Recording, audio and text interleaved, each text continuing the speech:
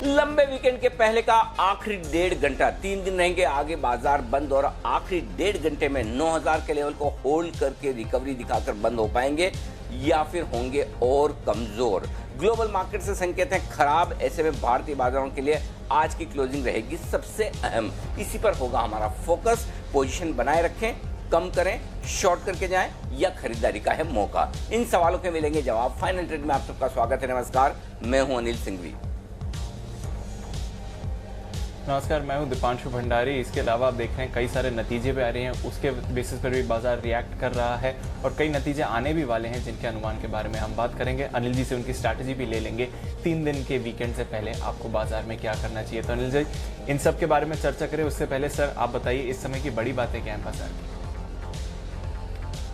बिल्कुल दीप, बड़ी बात यही कि जो कुछ भी बाजारों में इसमें दिख रहा है वो आज 2 बड़ी इवेंट हुई है, ग्लोबल मार्केट्स की और एक लोकल हमारी। तो पहले हमारी इवेंट पर फोकस करते हैं। बैंक निफ्टी 600 अंक नीचे है, 17,150 17,200 के करीब। और बैंक निफ्टी में जो गिरावट आई है, फ्रेश गिरावट, वो गिरावट आरबीआई गवर्नर साहब की प्रेस कॉन्फ्रेंस के बाद आई, जहां उन्होंने ग्रोथ को लेकर चिंता जताई है और साथ ही मोरेटोरियम और 3 महीने बढ़ाया है। हालांकि अनएक्सपेक्टेड ब्याज दरों में कटौती हुई है 0.4% की, लेकिन बाजार को वो बहुत पसंद आई नहीं। निजी बैंक, फाइनेंशियल्स, ये सारे के सारे शेयर कमजोर थे, कमजोर हैं अभी भी। 3.5% लुढ़का है ये इंडेक्स। आईटी शेयरों में खरीदारी हुई है, 1.5% मजबूत है आईटी शेयर। रुपए में 30 पैसे की कमजोरी है, भाव 76 के करीब फिर से पहुंचते हुए दिख रहे हैं $1 के सामने। और वहीं कच्चा तेल, अमेरिका और चीन के बीच तनाव बढ़ने की खबरों के चलते 6% फिसला है। ब्रेंट क्रूड जो $36 के आसपास ट्रेड कर रहा था, अब $34 के भी नीचे आ चुका है। बिल्कुल। और अनिल जी, मेरे को बाजार पर यही सवाल पूछना था सर, और आपने अपने ओपनिंग कमेंट्स में भी यही बात करी। जब पॉलिसी आई उसके बाद एकदम से बाउंस बैक के बाद एक भारी गिरावट आई, पर उस गिरावट के बाद और फॉलो ऑन सेलिंग नहीं आई। इंडिविजुअल स्टॉक्स में ऑफ कोर्स सर प्रेशर बन रहा है और बजाज फाइनेंस जैसे स्टॉक्स अपने 2 साल के निचले स्तर पर हैं, पर जो लो था एकदम पॉलिसी के बाद वो बाजार ने होल्ड कर लिया और उसके बाद भी निफ्टी 9,000 के ऊपर होल्ड करने की कोशिश कर रहा है। बैंक निफ्टी 17,200 के ऊपर होल्ड करने की कोशिश कर रहा है। तो क्या ये आखिरी 1-1.5 घंटे में सर थोड़ी रिकवरी देख रहे हैं? दीप, 2 चीजें हैं बहुत इंपॉर्टेंट। देखिए, पहली चीज ये कि अगर आप ये मानते हैं कि आप ग्लोबल मार्केट्स पर ही ट्रेड करें, जो कि आप कर रहे हैं एक्चुअली, तो फिर आप में रिकवरी की हिम्मत आएगी नहीं। क्यों? क्योंकि कहाँ डाउ फ्यूचर्स है वो देख लीजिए, किस तरह से आपको एशियाई बाजारों का कामकाज दिख रहा है। खासतौर से हांगकांग, जो लास्ट मैंने देखा था तब 1300 पॉइंट के आसपास नीचे हांगकांग के बाजार दिख रहे थे। अगर ग्लोबल इंडेक्सेस आपके इतने कमज़ोर हैं, जी हाँ, हांगकांग 1350 पॉइंट के आसपास नीचे बंद हुए हैं, बंद हो गए हैं मेरे ख्याल से, हाँ। और वहाँ पर इतनी कमजोरी हालांकि है अपने कारणों से, लेकिन कमज़ोर तो कमज़ोर ही है। बाकी आप देखिए किस तरह से अमेरिका के फ्यूचर्स 200 पॉइंट नीचे हैं। एशिया में बाकी कहीं और कोई खास तेज़ी का रुझान है नहीं। और 3 दिनों का लंबा वीकेंड है और इस वीकेंड में आप कौन ये सोच के जा रहा है कि मंगलवार को हमें अच्छी खबर सुनने को मिलेगी। ज़्यादातर लोगों का रुझान ये है कि मंगलवार को आएंगे तो पता नहीं अमेरिका, चीन, हांगकांग के बीच में ट्रायंगल में क्या कुछ होता है। कच्चा तेल वापस आपको थोड़ी सी चिंताएं दे रहा है। तो पॉइंट ये कि उनको देखेंगे तो आप कुछ भी नहीं कर पाएंगे। अब आइए हमारे लोकल ट्रिगर्स पर, जो कि पॉलिसी ही कह सकते हैं। जो गवर्नर साहब की प्रेस कॉन्फ्रेंस में एक तरह से पॉलिसी डिसीजन ही हुए हैं, उसके बाद कमजोरी भी हुई है। तो वो एक और इवेंट जो थी आपकी एक तरह से डिस्काउंट हो गई। अब आज वित्त मंत्री मिलेंगी बैंकों के प्रमुखों के साथ, वहाँ पर ज़्यादा कुछ होगा नहीं, डिस्कशन होगा, बातचीत होगी। लेकिन अब एक तरफ आपको ग्लोबल संकेत ऐसे हैं जो ये साफ कह रहे हैं कि भाई खरीदना ही नहीं है। 3 दिन की छुट्टी के पहले कहाँ खरीद के जाते हो, वो भी इस तरह के कमज़ोर माहौल में। कमज़ोर माहौल हमारे यहाँ भी और बाहर भी है, तो बात तो सही है। लेकिन मेरे लिए एक चीज़ बहुत इंपॉर्टेंट है, जो दीप में लगातार 3 दिन से कह रहा हूँ, कि मेरे लिए बैंक निफ्टी उस रेंज में आ रहा है जहां मुझे खरीदना पसंद है। क्योंकि अब तक bank Nifty banks, NBFCs, financials में लगातार कि ये लेना ही नहीं है, लेना ही नहीं है, लेना ही नहीं है। लेकिन ये रेंज जो आ रही है, यहाँ पर शॉर्ट कवरिंग बनती है। थोड़ी हिम्मत वाले लोग हैं तो फ्रेश खरीदारी बनती है। मैं आपको ईमानदारी से कहूँ, अगर आज शुक्रवार नहीं होता, आज हफ्ते का कोई और दिन होता तो मैं आपको पक्के तौर पे कहता कि आज इस रेंज में आप 100% खरीद के जाइए कल के लिए। लेकिन चूंकि हम शुक्रवार को, और वो भी लंबा शुक्रवार है, 3 दिन का वीकेंड है, तो 16,800 17,100 ये 300 पॉइंट की रेंज मेरे लिए बैंक निफ्टी पर मजबूत सपोर्ट है। आप देखिए कहां से बैंक निफ्टी सपोर्ट ले रहा है। आज का लो एग्जैक्टली 17,105 का है बैंक निफ्टी का, तो जो लेवल है उसको रेस्पेक्ट कर रहा है। तो मैं ये कहूंगा कि खरीद के जाना रिस्की है, इसमें कोई डाउट नहीं। और आपके पास फिर एक ही ऑप्शन बचता है कि वो आप अगर खरीदारी करें तो कॉल ऑप्शन के जरिए करें। लेकिन मैं ये कहूंगा कि आपको एक चीज जरूर करनी चाहिए कि इस रेंज में हल्की फुल्की आपको शॉर्ट कवरिंग कर लेनी चाहिए। अगर आप शॉर्ट हैं तो इस लेवल पे शॉर्ट रह के, हाँ अब फ्रेश कमजोरी तभी होगी। मैं ये नहीं कहता कि ये रेंज टूट नहीं सकती, होने में कुछ भी हो सकता है। समझो आज हांगकांग की जो सिचुएशन और खराब हो जाए, बुधवार को जब हम आएंगे तब आपको और ज्यादा खराब संकेत मिले, पता चला डाउ 500-700 पॉइंट निकल गया, तो आप क्या करेंगे? क्या आप 16,800 नहीं तोड़ सकते हैं? बिल्कुल तोड़ सकते हैं।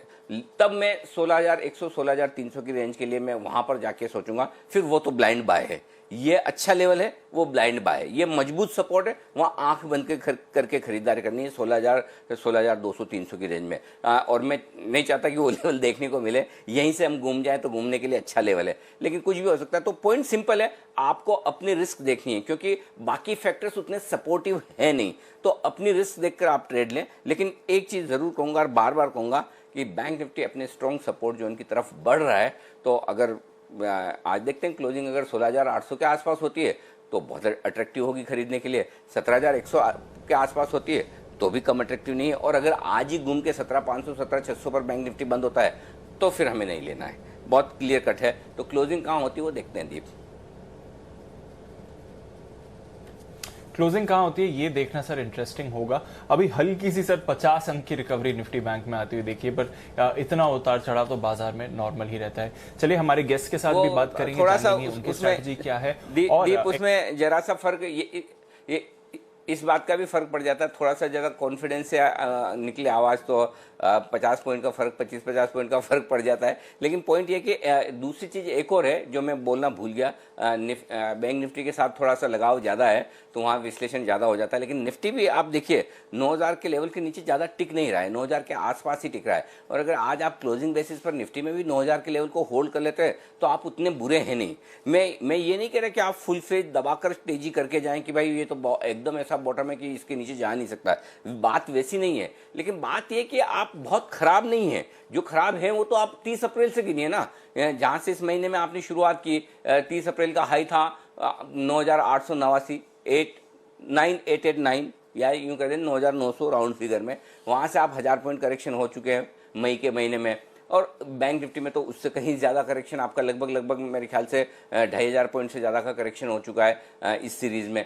तो पॉइंट सिंपल है, अब लेवल ऐसे हैं जहां थोड़े से आपको शॉर्ट करने से परहेज करना चाहिए। हम ही लगातार आपको कह रहे थे कि खराब है, कल भी आपको 2 बजे जब खबर दी कि ये मॉरेटोरियम आ रहा है, खराब है। लेकिन मजा तो तभी है ना कि जब आप पहले पता कर रहे हैं। अब तो सबको खराब लग रहा है, तब आपको खराब नहीं लगना चाहिए। आप अगर दूसरों से एक कदम आगे नहीं हैं तो फिर फायदा क्या आपका। तो इसलिए मैं ये कहूँगा कि जो जी बिजनेस के दर्शक है थोड़ा सा एडवांस रहें, एडवांस चले। जब खराब की बात थी नहीं, जब मजबूत दिख रहे थे और खराब की बात थी, हमने आपको चेता दिया। अब एक्सेसिव मंदी में न रहे, यहाँ से रिकवरी आने दे, फिर ऊपर आएगा। आने दो 18,000 18,500 बैंक निफ्टी को, तब सोचेंगे कि वहां पर क्या करना है। तो आने दो निफ्टी को वापस 9,200 के आसपास, तब सोचेंगे क्या करना है। तो एक्सेसिव शॉर्ट्स निचले के लेवल पर नहीं बनानी, बस इतना ध्यान रखना है, सिंपल। बिल्कुल एक्सेसिव शॉट्स नहीं बनाने हैं निचले लेवल्स पर। इस बीच काफी सारे नंबर्स आए, अभी थोड़ी देर पहले बॉश के नंबर्स आए थे, अनुमान से काफी खराब रहे। अलेम्बिक फार्मा के नंबर्स आए और अब गोदरेज इंडस्ट्रीज के नंबर्स आपके सामने फ्लैश कर रहे हैं। मुनाफे में एक बहुत बड़ी गिरावट आपने आती हुई देखी है, तो मुनाफे पर आप नजर रखें। 297 करोड़ से मुनाफा घटकर सिर्फ 26 करोड़ आया है, तो लगभग 90% की गिरावट आपने मुनाफे में आती हुई देखी है। जहां तक गोदरेज इंडस्ट्रीज का सवाल है, यहां पर कुछ एडजस्टमेंट्स भी हैं, कुछ वन टाइम आउटगोज भी हैं, उसको ध्यान से उसका टेस्ट करेंगे। कुछ टैक्स रिलेटेड मैटर्स भी आए हैं इसमें।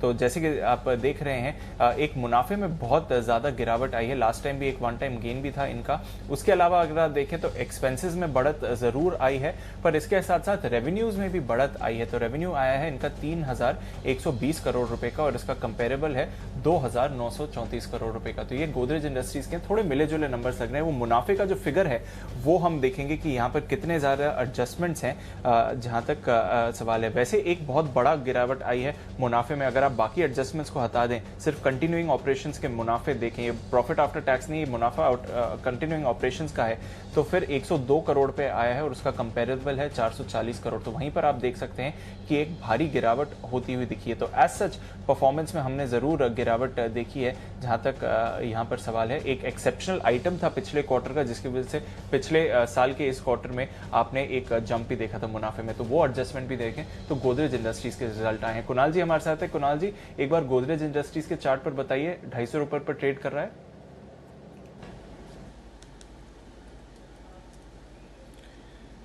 देखिए, चार्ट पर अगर देखा जाए दीपांशु, तो जिस तरह का स्ट्रक्चर है गोदरेज इंडस्ट्रीज का, इस स्टॉक में हमने एक लगातार गिरावट देखी है और एक सीमित दायरे का कारोबार अभी भी देखने को मिल रहा है जिसका बायस ओवरऑल नेगेटिव है।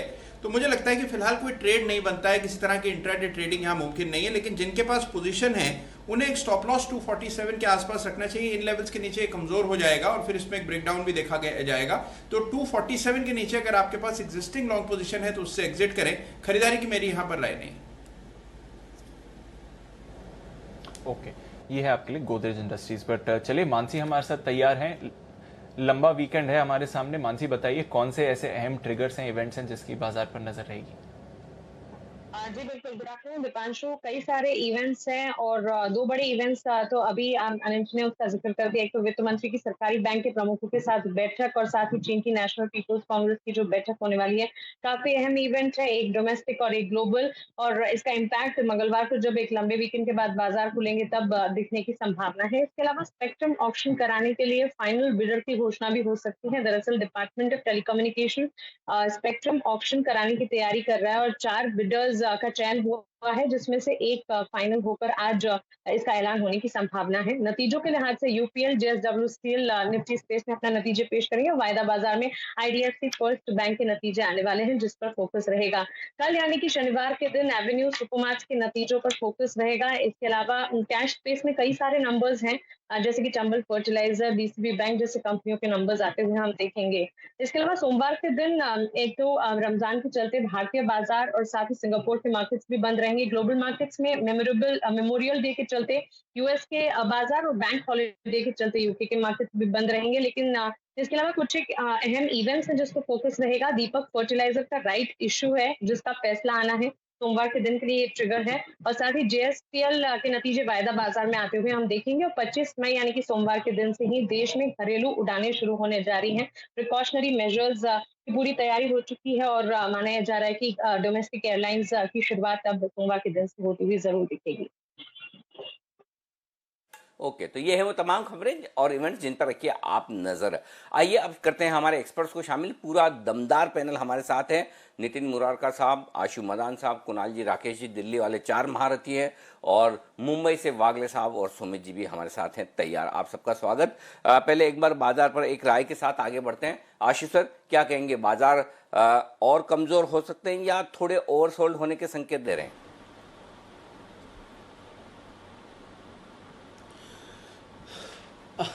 Anil ji, for a change ना मैं मंदी में नहीं हूँ। मतलब मैं आपको भी सुन रहा था और मुझे अच्छा लग रहा था आपकी बात सुन के कि मतलब खराब खबर है, सब कुछ है, लेकिन ना मंदी नहीं लग रही है अनिल जी। अनिल जी, मार्केट में पता है क्या, मार्केट में ना एक बहुत छोटी रेंज हो गई है, विक्स कम हो गई है। ऑन द कॉन्ट्री मैं आपको ये भी बोलूंगा, जैसे स्प्रेड्स था, स्प्रेड्स का एक सीजन होता था जब विक्स हाई होता था। आज सारा दिन इतनी कोशिश की कि कोई अच्छा स्प्रेड, बुल स्प्रेड और बियर स्प्रेड मिल जाए, मिल ही नहीं रहा था क्योंकि ऑप्शन के प्रीमियम इतने कम हो गए हैं। सो अनिल जी, कहने का मतलब है कि एक छोटा दायरा है 88, 89 नीचे, ऊपर वही 92 वाला।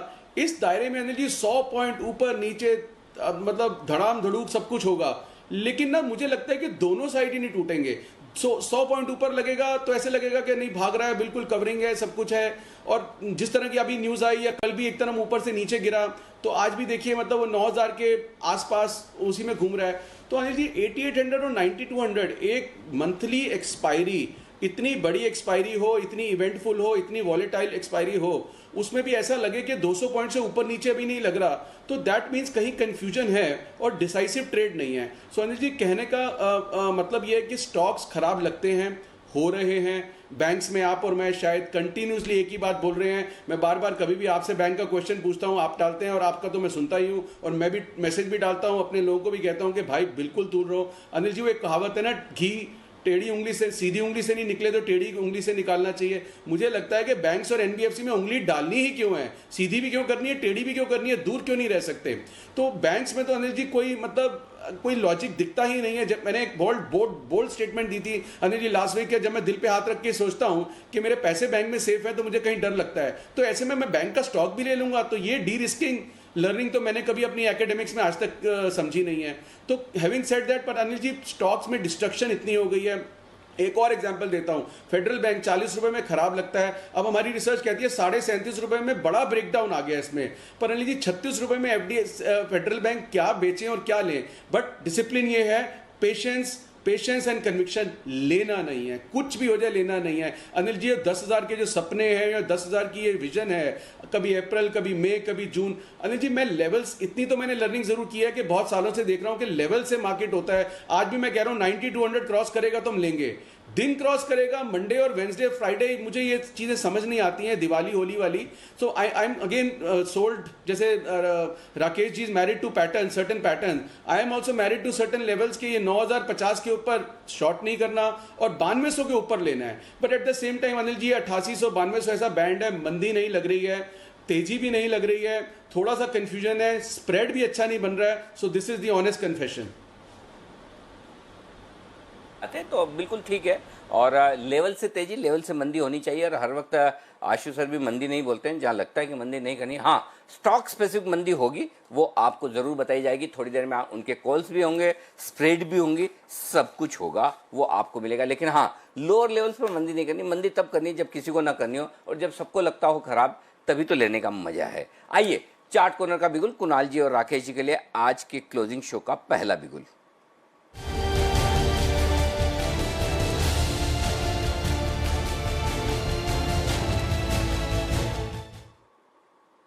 बताएं सर। अनिल जी, अभी कुछ दिनों पहले हमने सिप्ला पे खरीदारी की राय दी थी 607 पर। आज दोबारा से सिप्ला पे कॉल है। जब 607 पे दी थी तो बोला था 52 वीक हाई लगाएगा, 52 वीक हाई पर आ गया है। आज हाईएस्ट एवर 52 वीक हाई की क्लोजिंग आएगी। बड़े चार्ज पर एक बड़ा ब्रेकआउट 660 की तरफ सिप्ला जा रहा है। सिप्ला को खरीदे। ओवर टू कुणाल जी।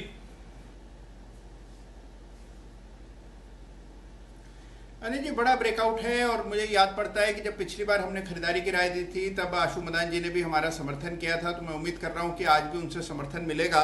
और सिप्ला में एक बड़ा ब्रेकआउट अनिल जी चार्ट पर आता हुआ दिख रहा है। फार्मा की तो हम लोग कई दिनों से कहते चले जा रहे हैं कि फार्मा में ही तेजी है, और सिप्ला में जो ब्रेकआउट है स्टॉक में, जैसे राकेश जी ने कहा कि पहला टारगेट 650 का होना चाहिए, 650 पहला, 665 रुपए दूसरा, जिस टारगेट के लिए सिप्ला को बाय करना है। और यहां पर स्टॉप लॉस 619 रुपए पर, 619 पर स्टॉप लॉस रखकर सिप्ला पर खरीदारी की राय। बिल्कुल, और आशु सर ने तो कल ही कहा था, मेरे ख्याल से जहां तक मुझे याद है, हाँ कल ही आशु सर का कॉल था सिप्ला में 608 से 611 रुपए, वो भी मुझे याद है रेंज का, क्योंकि जब तक मैं आशु सर के पास पहुंचा तब तक 3-4 रुपए बढ़ चुका था। तो तब भी उन्होंने कहा कि अब ठीक है 2-3 रुपए बढ़ गया, लेकिन मैं तो 2-3 रुपए के लिए बोलता नहीं हूँ। 650-660 के टारगेट उन्होंने दिए, जो मैं शायद बिना देखे आपको बता रहा हूँ कि सही होंगे। आशु सर, यही कॉल था आपका सिप्ला पर? Anil ji 100% hats off to you, to your memory. बिल्कुल, और मैं बिल्कुल इस पे बिल्कुल टिका हुआ हूं। 650 से पहले बेचना ही नहीं है अनिल जी। ऐसे टाइम पे जो स्टॉक्स लेने हैं या बेचने हैं, मैं बार बार बोलता हूं, मुझे 2-5 रुपए का ये आधे घंटे वाला नहीं समझ आता। 650 से 675 सिप्ला जाएगा ही जाएगा, उसमें कोई डरने की बात नहीं है। ऊपर नीचे जाए, बाय एट डिप्स है, बिल्कुल टेंशन नहीं करनी है। और अब तो राकेश जी और कुणाल जी ने बोल दिया है तो बहुत ही बढ़िया हो गया है। बट ये आज भी मैंने ट्वीट करके भी बोला था कि Cipla is on track for 650 to 675, बिल्कुल करना चाहिए। अनिल जी, अगर आप एक बिगुल बजा दें तो एक कॉल भी है। और हाँ जी, बिल्कुल, एक बिगुल जल्दी से आशु सर के लिए, उनकी तरफ से कॉल, और उसके बाद भसीन साहब भी हमारे साथ कार्यक्रम में शामिल हो रहे हैं। उसके बैक टू बैक फिर भसीन साहब से हम लेते हैं कॉल्स जी।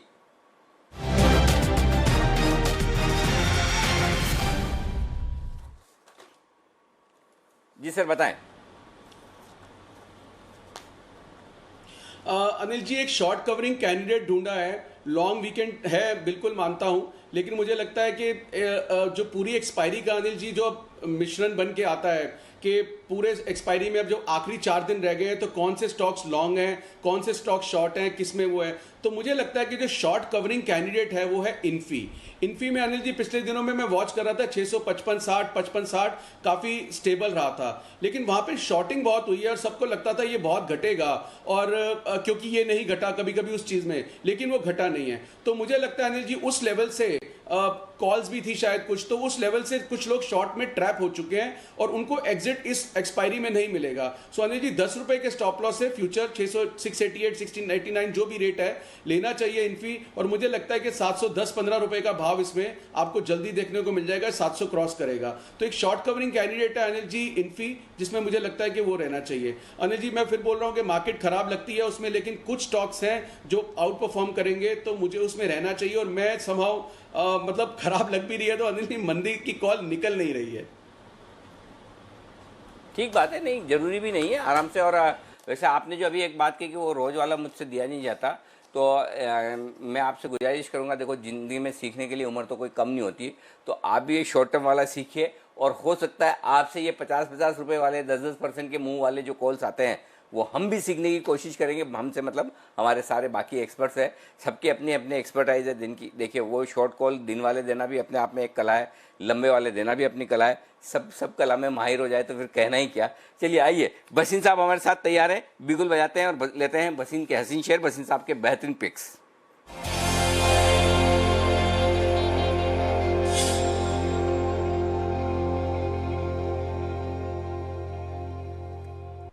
जी बसीन साहब बताएं सर।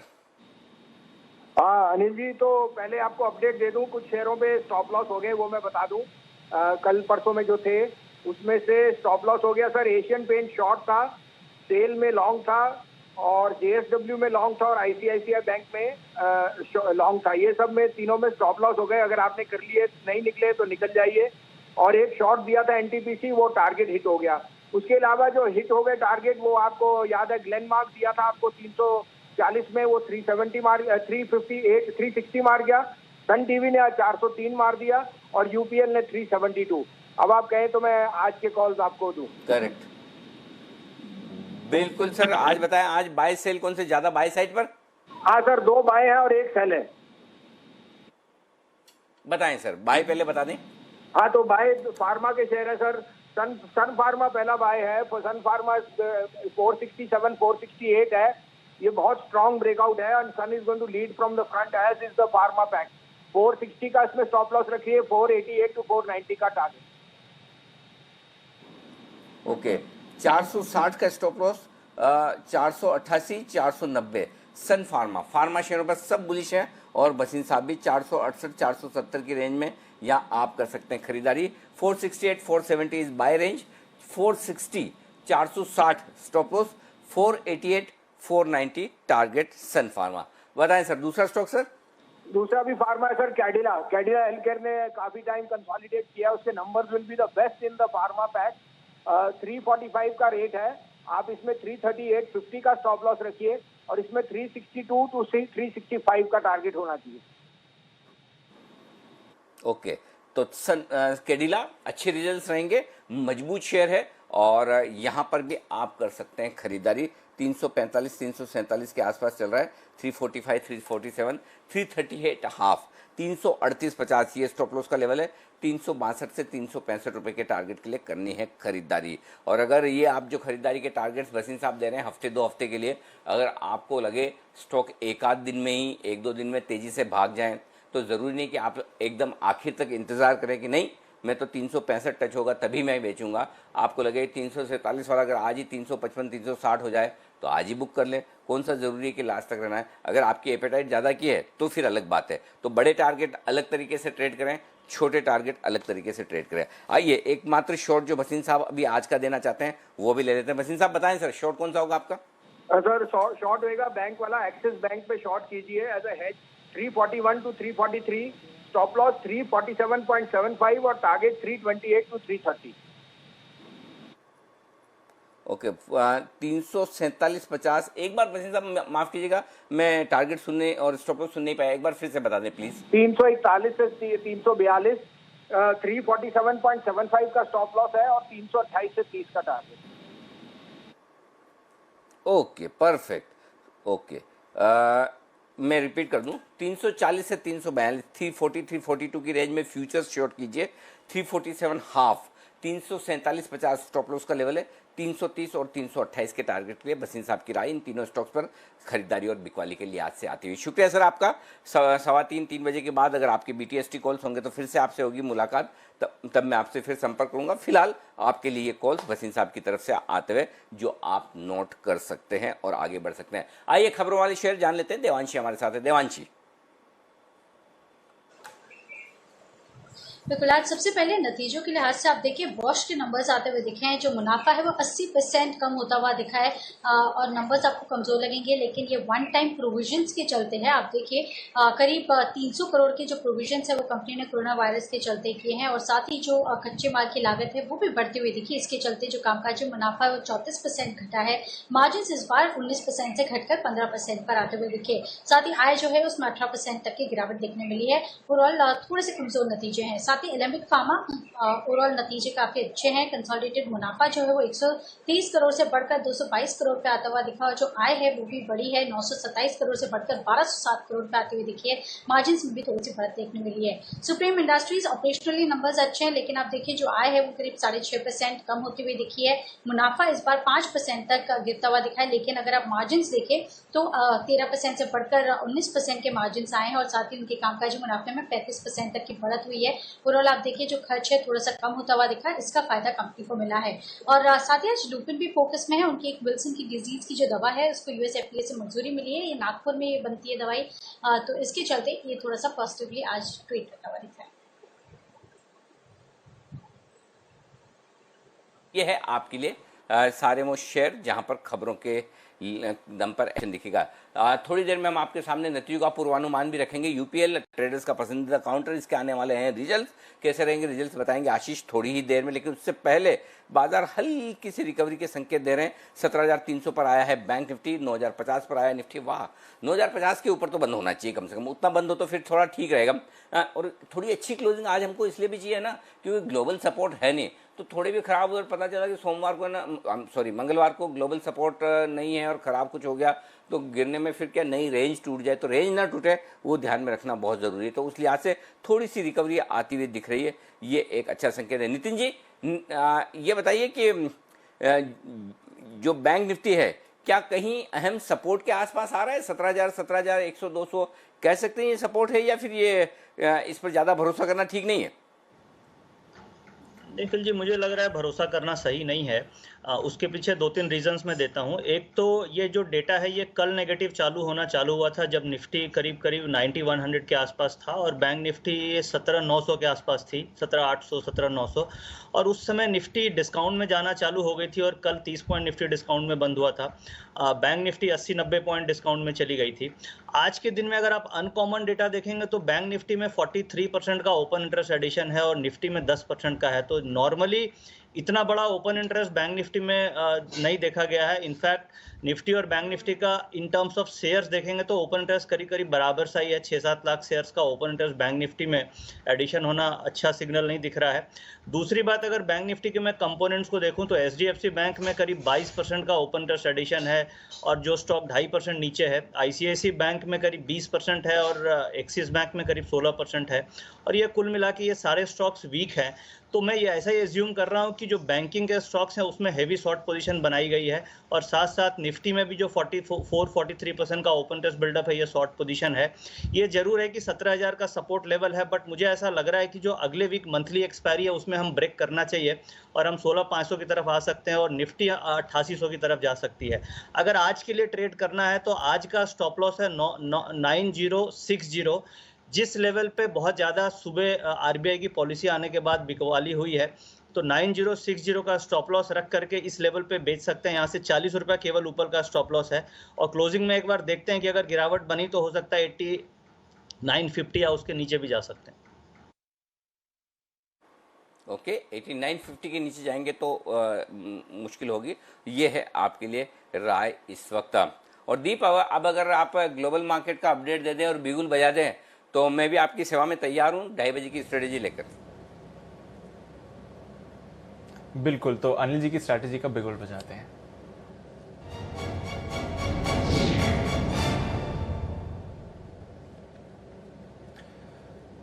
अनिल जी, ये हल्की सी जो रिकवरी आई है उस पर डाउ फ्यूचर्स का भी थोड़ा रोल हो सकता है सर। जब हमने शो शुरू किया था आधे घंटे पहले तो तब से अब तक डाउ फ्यूचर्स में 90 से 100 अंकों की रिकवरी आई है। हालांकि अभी भी डाउ फ्यूचर्स प्रेशर में ही है, 130 अंक नीचे, बट जब से हमने शो की शुरुआत करी थी तब से हल्की सी रिकवरी जरूर आई है, लगभग 100 अंकों की।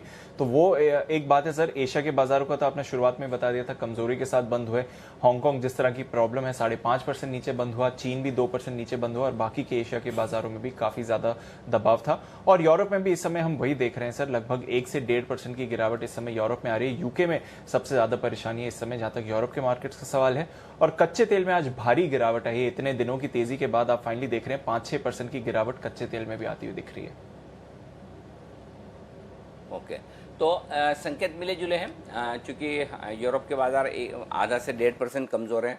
हांगकांग 5% बंद हो ही गया तो हांगकांग काफ़ी हद तक ये मान कर चल रहा है कि वो नेशनल सिक्योरिटी कानून जो चीन पास करने वाला वो होगा ही, ऐसा लग रहा है। तो ये सिंपल चीज़ें दोनों ही चीज़ें चली रही है आपके सामने। 9000 के ऊपर इस वक्त आपको ट्रेड करता हुआ दिख रहा है निफ्टी। तो निफ्टी 9000 के लेवल को होल्ड करने की कोशिश कर रहा है। ये अच्छा संकेत आपके लिए है, ठीक है।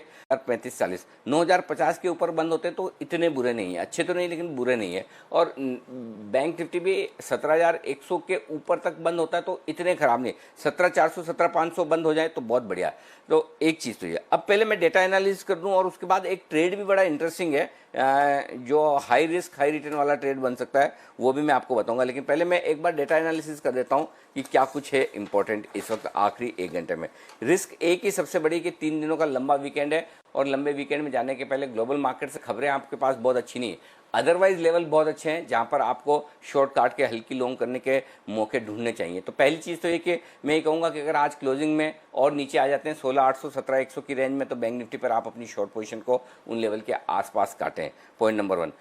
कमजोरी होगी तो बैंक निफ्टी से ही लीडरशिप आएगी, मजबूती होगी तो निफ्टी से आएगी, ये हम लगातार कह रहे हैं। आज भी आप देखिए 3% बैंक निफ्टी कमजोर है, निफ्टी 1% कमजोर है। तो मेरे लिए वो रेंज है जहाँ पर शॉर्ट काटनी चाहिए। पहले निफ्टी की बात करें 9000, ये बहुत इंपॉर्टेंट लेवल है। इसके नीचे बंद ना हो तब तक ठीक है। इसके नीचे बंद होने में एक समस्या है कि 9000 के लेवल पर पुट में 35 लाख शेयरों का ओपन इंटरेस्ट है और अगर आप उसके नीचे बंद होंगे तो फिर समस्या है कि वो पुट राइटर्स जो हैं जिन्होंने तेजी की पोजीशन बनाई है वो लंबे वीकेंड के पहले थोड़ी अपनी पोजीशन और कम करने की कोशिश करेंगे। और अगर 9000 के नीचे ट्रेड करना शुरू किया हमने 3 बजे के पहले तो फिर 8950 8925 तक भी हम फिसल सकते हैं। तो 9000 स्पॉट लेवल पर कैश लेवल की मैं बात कर रहा हूँ वो होल्ड होना बहुत ज़रूरी है, ठीक है।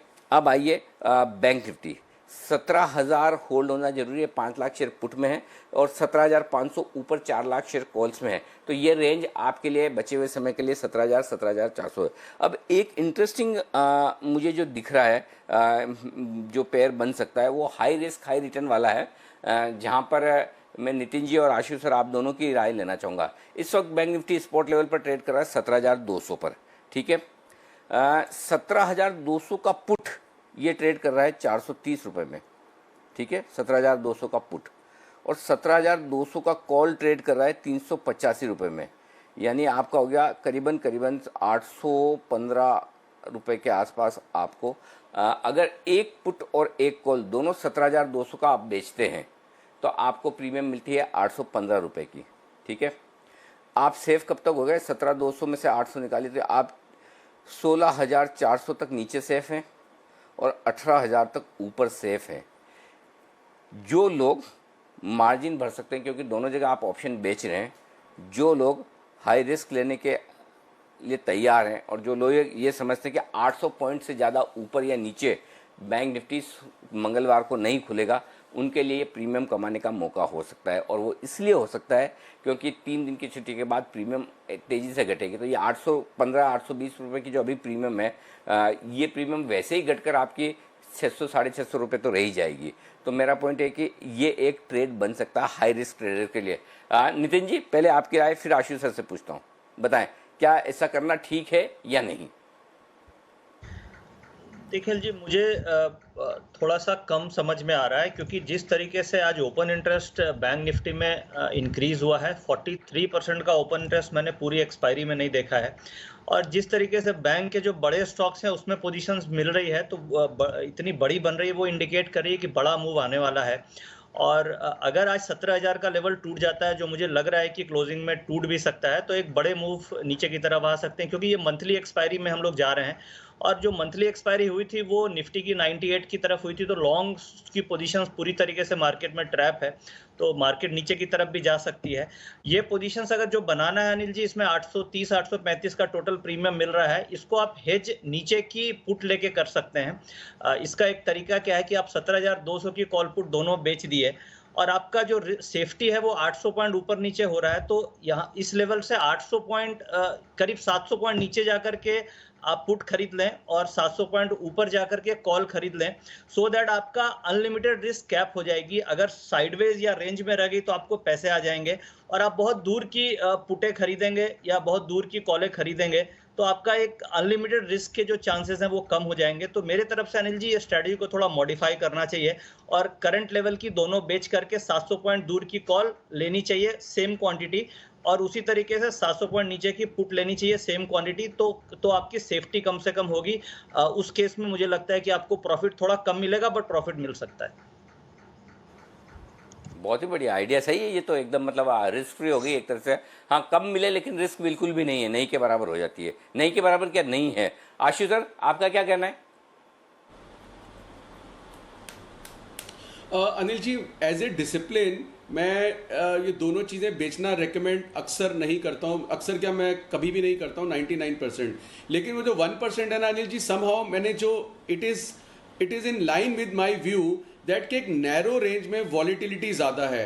तो हो सकता है वो जो मैं कह रहा था ना 99% नहीं करता, for a change that 1% I am kind of agreeing with you. और जो नितिन ने डिसिप्लिन बोला वो भी इंपॉर्टेंट है, क्योंकि 800 पॉइंट का अनिल जी प्रीमियम बहुत अच्छा है, और ये प्रीमियम सबसे इंपॉर्टेंट चीज़ है क्योंकि लॉन्ग वीकेंड है उस पर है। और मुझे लगता है अनिल जी छोटे दायरे में वॉलिटिलिटी ज़्यादा दिखा रहा है, बहुत ज़्यादा नहीं होगा। तो इस स्प्रेड के अंदर, मतलब इस ट्रेड के अंदर 150 से 200 रुपये का प्रॉफिट हमारे को मंडे में मिल सकता है, अनलेस दोनों तरफ कोई बहुत ज़्यादा गड़बड़ ना हो जाए। मुझे नहीं लगता अनिल जी, क्योंकि ये बैंक्स का जो नेगेटिविटी है ये प्राइस्ड इन है, जो हांगकॉन्ग में पॉलिटिकल सिचुएशन इमर्ज होकर आई है उसका इफेक्ट प्राइस्ड इन है, डाउन के वो आपको प्राइस्ड इन है। तो मुझे नहीं लगता अनिल जी बहुत बड़ी मूवमेंट है। It's a definitely very risky trade which is against my discipline honestly, but somehow मैं फॉर ए चेंज आपसे अग्री कर सकता हूँ इस ट्रेड के लिए कि इसमें थोड़ा सा मतलब बेनिफिट जरूर है because of the narrow range. Anil ji, इसी चीज से इंस्पायर होकर मैं एक स्प्रेड भी देना चाहता हूँ, जब आप कहेंगे इस ट्रेड के बाद तो बिल्कुल बिल्कुल, नहीं मैं तैयारी हूँ, मैं तैयारी हूँ। और आपने एकदम बहुत अच्छा पॉइंट रेज किया। वैसे तो मैं शुरुआत से ही कह रहा हूँ कि ये हाई रिस्क लेने वाले ट्रेडर्स के लिए है, जिन्हें रिस्क लेने की आदत नहीं, जो मतलब खिलाड़ी टाइप के लोग हैं, जिन्हें समझ में आता है कि पुट और कॉल बेचना है, वो भी इस तरह के माहौल में उन्हीं के लिए। और उनके लिए भी नितिन जी ने बहुत अच्छा वो उसको मॉडिफाई कर दिया कि आप 800 पॉइंट दूर का एक कॉल और पुट ले लें तो प्रॉफिट भले कम होगा, लेकिन अनलिमिटेड रिस्क आपकी खत्म हो जाएगी। आइए आशु सर के लिए बिगुल एक, और ये बिगुल है BTSTT का।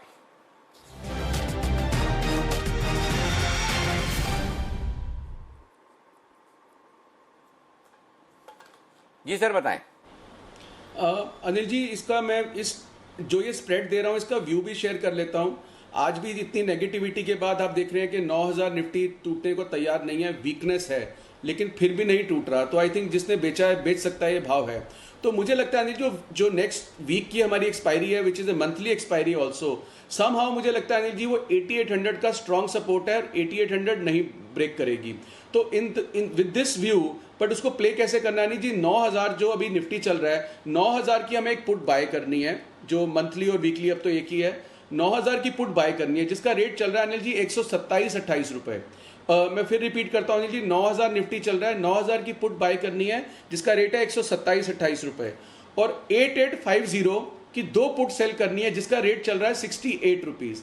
सो अनिल जी 68 की अगर मैं 2 बेचता हूँ तो मतलब मेरे पास एक तरह से 135 रुपये आ जाते हैं। तो ये जो क्रेडिट जो स्प्रेड है ये ऑलमोस्ट 7-8 रुपये क्रेडिट दे रहा है। मार्जिन लगेगा, सिर्फ हेज का मार्जिन लगेगा, क्रेडिट दे रहा है 7 रुपये। इसकी सेफ्टी है 8,700 तक, 8,700 तक ये बिल्कुल सेफ है।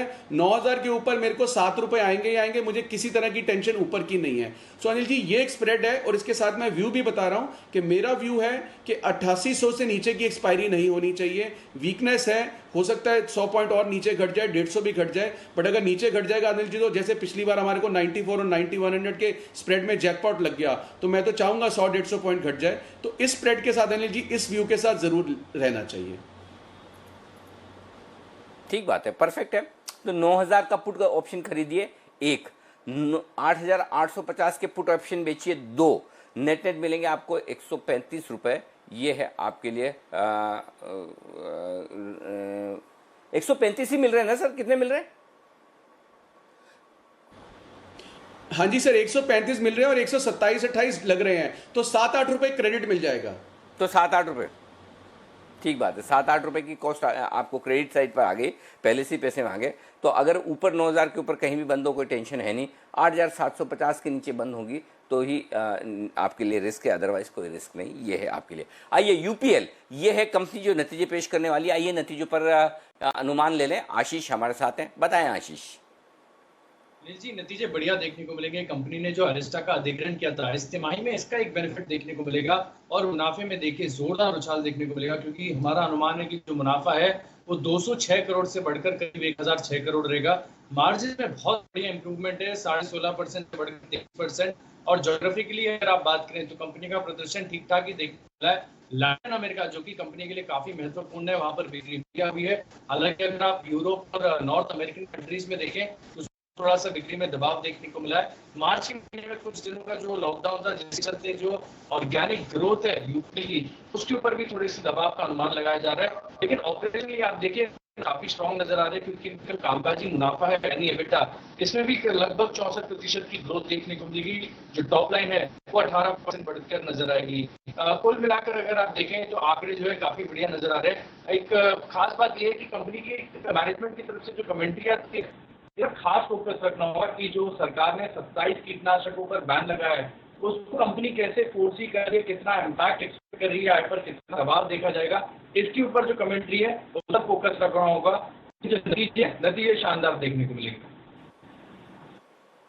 ओके, अच्छे नतीजों की उम्मीद आप करके चल सकते हैं इन सभी यूपीएल से आप, और यूपीएल से अच्छे नतीजों की उम्मीद है भी। तो चलिए आइए चार्ट्स पर एक राय ले लें।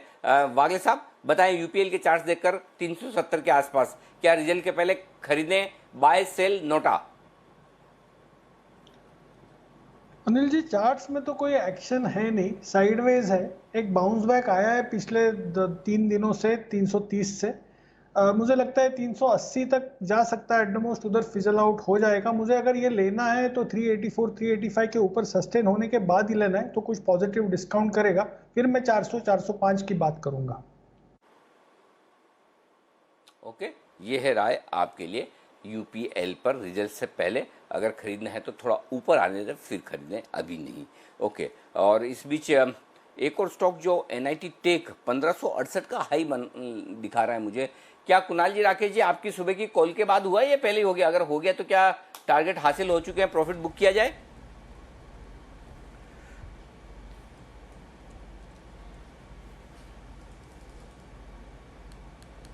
बिल्कुल देखिए जो एनआईटी टेक काफी बड़े हमारे कॉल के बाद ये हाइज लगे हैं। ये हाइज अनिल जी हमारी कॉल के बाद ही लगे हैं, तो प्रॉफिट बुक करने की राय है यहाँ पर।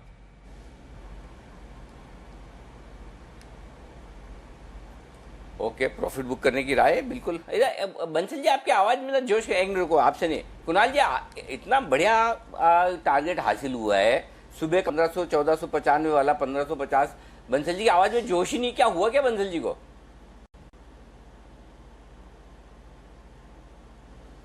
जी बंसल जी के दिमाग में काफी सारी चीजें चलती रहती हैं, तो वो एक कॉल भुलाकर अब ये सोच रहे हैं कि अगली कॉल कौन सी होगी, तो उस पर हमारी बड़ी जोरों से मंत्रणा चल रही है। तो मुझे लगता है कि उसी में ज्यादा उलझे हुए हैं, इसीलिए जोश कुछ कम दिखाई दे रहा है। नहीं नहीं नहीं, आपने अभी तक ढंग से पहचाना नहीं बंसल जी को। बंसल जी को एक चीज बोलो, बंसल जी जो भी ट्वीट पढ़े ना, बाजार बंद होने के बाद ही ट्वीट पढ़ा करो, और शो के दौरान तो बिल्कुल भी नहीं।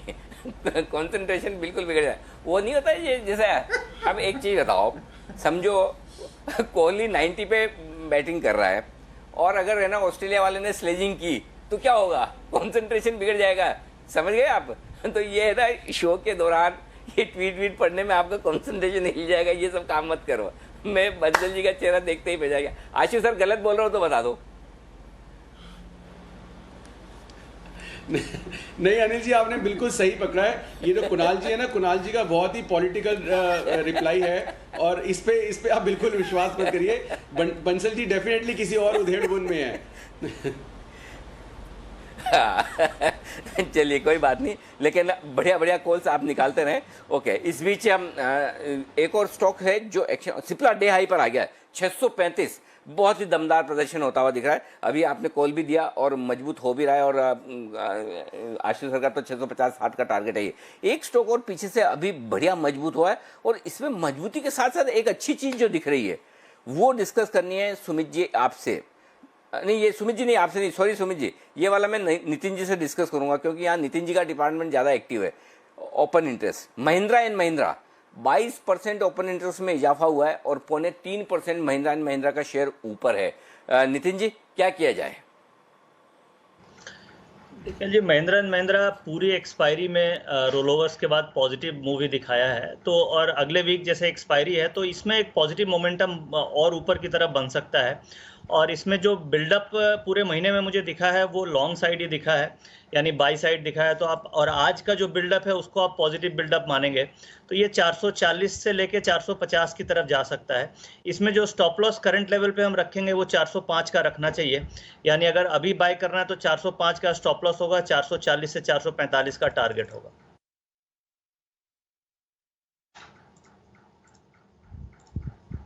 है आपके लिए महिंद्रा एंड महिंद्रा के फ्यूचर्स पर रहा है। आइए अब आगे बढ़ें, उससे पहले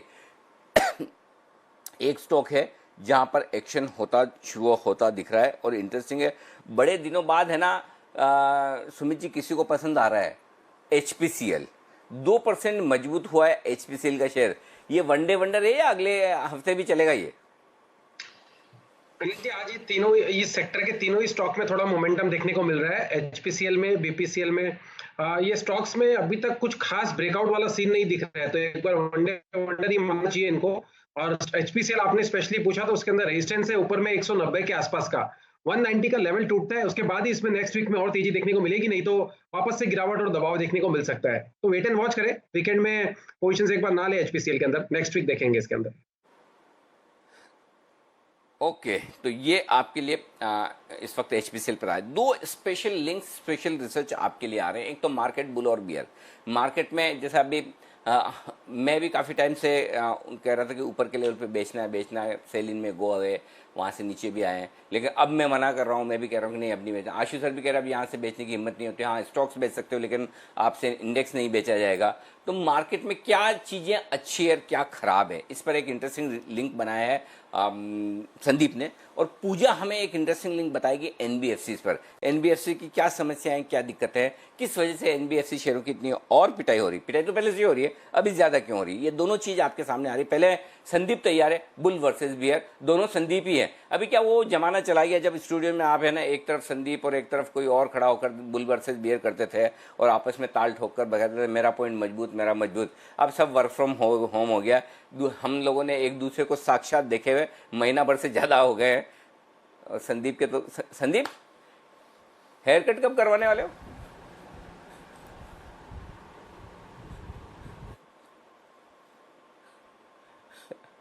और संदीप से कनेक्शन हमारा कट गया है। संदीप के पास फिर जाएंगे। वर्क फ्रॉम होम का इम्पैक्ट दिख रहा है सारे लोगों पर, और संदीप पर भी आप देख सकते हैं। लेकिन हाँ, एक काम करते हैं, पहले तब तक पूजा से NBFCs पर जो रिसर्च है वो ले लेते हैं। पूजा बताइए।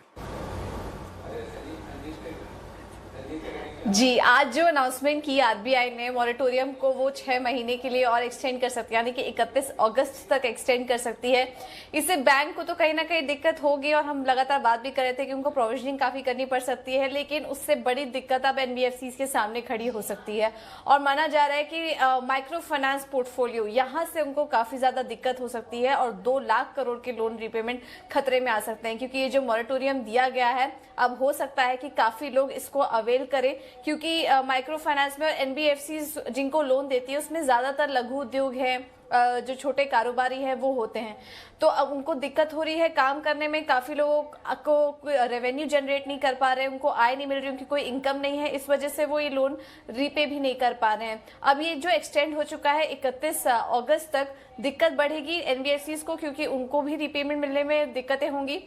और प्लस अभी भी यही सिचुएशन है कि बैंक से उनको मोरेटोरियम के फ्रंट पर राहत नहीं मिल रही, यानी कि बैंक्स अभी भी हिचकिचा रहे हैं एनबीएफसीज को राहत देने में। तो एक तरफ एनबीएफसीज को कोई रिलीफ नहीं है, दूसरी तरफ उनको यहाँ पर जो जितने भी उनके ग्राहक हैं उनको ये मोरेटोरियम का जो फायदा है वो देना पड़ेगा। अगर इस तरह की सिचुएशन होती है तो माना जा रहा है कि उनके लिए एसेट लायबिलिटी मिसमैच की भी समस्या खड़ी होगी, लिक्विडिटी की भी एक बड़ी समस्या खड़ी हो सकती है। लॉकडाउन बढ़ चुका है तो इनके जो बेहतर मैनेज जो कंपनियां हैं उनको भी रिवाइवल होने में करीब 6 से 9 महीने का टाइम लग सकता है। और माना यही जा रहा है कि करीब करीब 2 लाख करोड़ के जो लोन है उनको रीपेमेंट करने में खतरे में आ सकते हैं। लिए एनबीएफसी में बड़े डिफॉल्ट होने की दिक्कतें हैं और इन दिक्कतों के चलते ही एनबीएफसी शेयर मजबूत नहीं हो पा रहे हैं। ये इस वक्त सबसे बड़ी समस्या होती हुई दिख रही है। तो और इस वजह से आप देख सकते हैं आज गिरने वालों में सबसे टॉप में क्या इक्विटास, फिर MNM finance. Oh my god, MNM finance 160 रुपये पे एक बार शॉर्ट खोल दिया था, स्टॉप लॉस ट्रिगर हो गया था 168 का। अब आप देखो 127 का भाव। श्री राम ट्रांसपोर्ट, उज्जीवन, फेडरल, क्या क्या भाव आ गए नीचे। एक्सिस 5% नीचे। तो ये हैं सारे फाइनेंशियल स्टॉक्स जो हैं कमज़ोर। Market bull versus bear. Sandeep है तैयार। संदीप, पहले क्या बताएंगे, तेजी वाले या मंदी वाले? अच्छा, और आप एक किसी को साथ में मिस नहीं कर रहे हैं कि जिसको आप बुल या बियर बना देते हैं और आमने सामने मुकाबला होता तो मजा ही अलग होता उसका? सर मिस तो मैं कर रहा हूँ, लेकिन बाजार में देखा जाए तो कशमकश जरूर चल रही है। बीएस का पलड़ा भारी है सर, नो डाउट इसमें। और मैं आपको सर एक चीज़ ना ज़रूर पहले बताना चाहता हूँ, मैं इससे पहले कि क्यों पलड़ा भारी इनका वो बताऊँ। जब मैं ये थॉट मेरे दिमाग में आया था ना, तो बियर साइड की ये जो जितनी भी चीज़ें हैं, जो दिक्कतें वाली बातें ना सर, वो मेरे को एकदम से क्लियर थी। मैंने एक साथ सारे सब कुछ लिख दिया था, सब कुछ फ्रेम कर लिया था अपने माइंड में। बाकी जो तेज़ी वाले पॉइंटर्स हैं उसके लिए मुझे जो बाकी मेरे टीम मेंबर्स हैं उनसे पूछना पड़ा कि आप कुछ बताइए कि तेज़ी के ट्रिगर्स हैं क्या आखिर।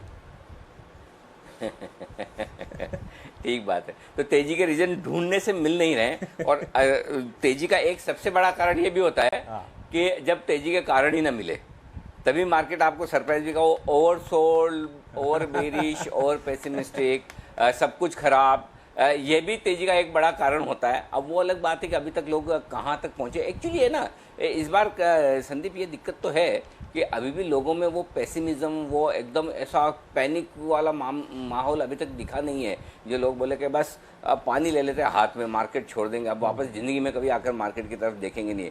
वो जो पैनिक कई बार पहले बेयर मार्केट में देखा है, मैंने तो देखा है कम से कम 2 से 3 बार, इस बार नहीं हुआ। तो या तो ये कह सकते हैं कि इस बार इन्वेस्टर सेंसिबल है, या फिर ये कह सकते हैं कि बॉटम बना नहीं है। दोनों में से क्या सही है भगवान जाने। लेकिन बताइए, आप अपने कारण बताइए तेजी और मंदी के। जी सर पहले मैं आपको तेज़ी के बता रहा हूँ। एक तो ये आज आरबीआई गवर्नर ने सामने आके बोल ही दिया कि मॉनिटोरियम 3 महीने से बढ़ाया जा रहा है। देखिए राहत जरूर है ये, लेकिन बीयर से इस तरह से समझ रहे हैं कि अगर दिक्कतें हैं तभी ये 3 महीने के लिए और मॉनिटोरियम बढ़ाया जा रहा है। और आप समझिए कि जिनको ये मॉनिटोरियम देना है, बैंक्स और फाइनेंशियल्स, एनबीएफसी आप देखें वो सबसे ज़्यादा दिक्कत में है और उनका काफ़ी बड़ा वेटेज है। इनफैक्ट आप देखिए, मैं कुछ दिन पहले आपको बता भी रहा था किस तरह से जो फाइनेंशियल्स का वेटेज है निफ्टी में किस तरह से बढ़ता हुआ दिखा है। बैंक निफ्टी तो इम्पैक्ट होना ही है, उसके साथ साथ निफ्टी पे भी इसका असर आता है, क्योंकि सबसे ज़्यादा वेटेज वाला सेक्टर यही है निफ्टी में। उसके साथ साथ जिस तरह से ग्लोबल टेंशन्स बढ़ रही हैं, यूएस चीन के बीच में जिस तरह से तनाव बढ़ रहा है, इलेक्शंस का साल है और उसके पहले आप ट्रेड वॉर देख चुके हैं, अब ये जो कोरोना वायरस है उसकी चिंता है, और अब जो हांगकांग वाली बातचीत है। देखिए ये हर तरह से आप देखिए मूड माहौल ख़राब करने वाली जो खबरें हैं वो कहीं ना कहीं विदेशी बाजारों से आती हुई दिख रही हैं। हैं। एफआईएस लगातार बिकवाली कर रहे हैं, 8 दिन से लगातार आप देखिए कैश मार्केट में बिकवाली है। इनफैक्ट आप पूरा साल देख लीजिए, हर महीने का आंकड़ा आप देखिए बिकवाली के नंबर्स हैं जो कि एफआईएस की ओर से देखने को मिले हैं। और ये महीना भी जो एंड हो रहा है, ऐसा लग रहा है कि शायद 5वां महीना लगातार होगा। कोरोना वायरस से जुड़े हुए जो दिक्कतें हैं, जो मामले हैं, वो लगातार बढ़ रहे हैं। पीक आउट होने के संकेत किसी भी तरह से नहीं देखने को मिल रहे हैं। भारत में भी आप देखिए लगातार केसेस बढ़ रहे हैं और हम 3 दिन के लंबे वीकेंड की ओर बढ़ रहे हैं। तो ये कुछ ऐसे ट्रिगर्स हैं जो कि शायद बीयर्स का पलड़ा काफ़ी भारी कर रहे हैं। अब जो मुश्किल वाला पार्ट है कि बुल्स के लिए क्या ट्रिगर्स हैं। रेपो रेट को काट दिया गया है और आसान कर दिया गया है, आपके लिए लोन और सस्ते हो जाएंगे। इकोनॉमी के लिए शायद आपको प्रोपेल करने के लिए, ग्रोथ को बढ़ाने के लिए एक नया कदम आ गया है। दूसरी बात यह है कि एक तबका बाजार का ऐसा है जो मानता है कि जो कोरोना वायरस से जुड़ी हुई दिक्कतें हैं वो शायद बाजार ऑलरेडी पचा चुका है, ऑलरेडी डिस्काउंटेड है। ये चीज़ नोन है, मार्केट ऑलरेडी जानता है इसके बारे में। और इस चीज़ को आप ऐसे भी समझ सकते हैं कि लॉकडाउन जो हुआ था उससे कहीं ना कहीं राहत के संकेत साफ तौर पे देखने को मिल चुके हैं। अब जो एयरलाइंस है वो भी स्टार्ट हो चुकी हैं, गाड़ियां तो ऑलरेडी चालू हो ही गई हैं, ट्रेनें, तो उससे आप समझ सकते हैं कि लॉकडाउन में राहत आ रही है तो इकॉनमी कहीं ना कहीं दोबारा खड़ी होने की कोशिश करेगी। कच्चा तेल हल्का हुआ है, हमारा जो इम्पोर्ट बिल है वो कहीं ना कहीं कम होता हुआ दिखेगा। और जो पैकेज का अनाउंसमेंट हुआ था सर, आत्मनिर्भर भारत, उसमें इंडिजीनियस यानी कि जो भारत में जो स्वदेशी चीज़ें हैं उनके ऊपर ज़्यादा फोकस की बात की जा रही थी। तो उससे इम्पोर्ट बिल कम होगा, तो जिससे सीएडी यानी कि करंट अकाउंट डेफिसिट कम होगा, हमारा रुपया मजबूत होता हुआ दिखेगा। ये कुछ तेज़ी के पॉइंटर है जो कि बुल्स के लिए शायद उनको मदद करते हुए दिखेंगे। लेकिन मैं फिर कहूँगा बीएस का पलड़ा भारी है।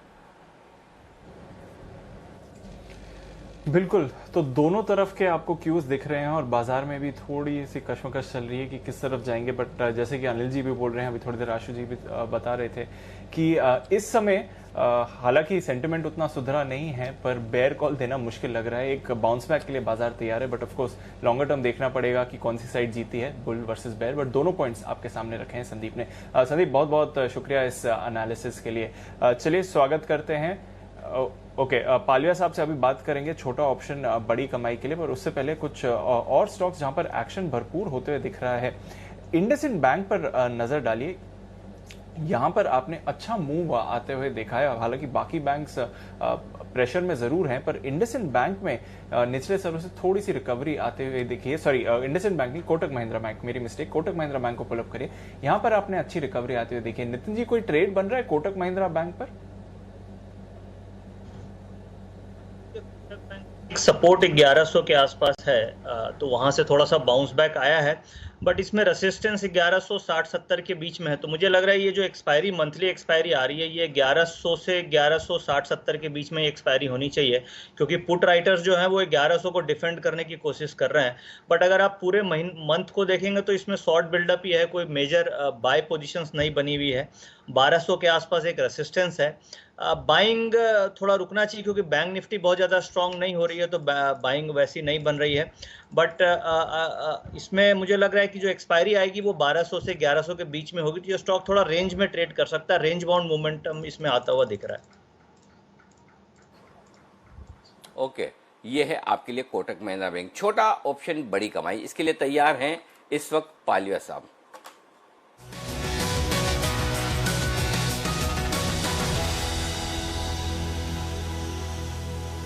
जी राजेश जी, बताएं सर। अनिल जी, देखिए फार्मा सेक्टर में अभी भी बाइंग मोमेंटम है। आज ऊपर से एक जो सप्लाई देखने को मिला, उसके बाद भी फार्मा सेक्टर में एक बाइंग इंटरेस्ट अभी भी बना हुआ है। और कुछ स्टॉक्स जो कि ब्रेकआउट के ऊपर ट्रेड कर रहे हैं, उसमें से सिप्ला हमें काफी अट्रैक्टिव लग रहा है करंट लेवल पे भी।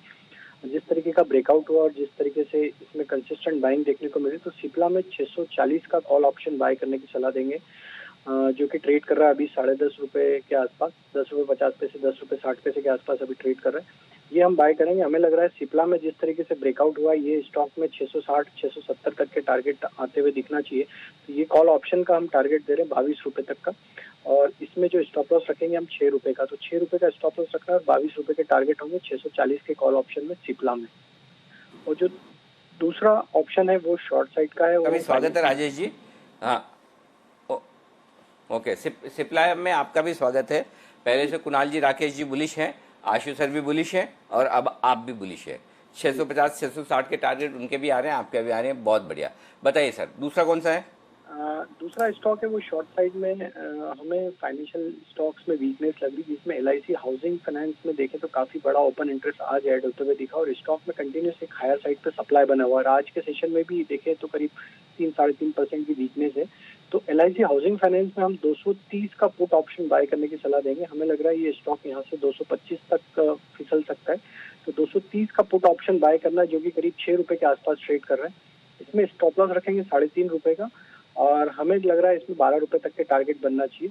तो LIC हाउसिंग फाइनेंस पे हमारा व्यू नेगेटिव है, बियरिश है।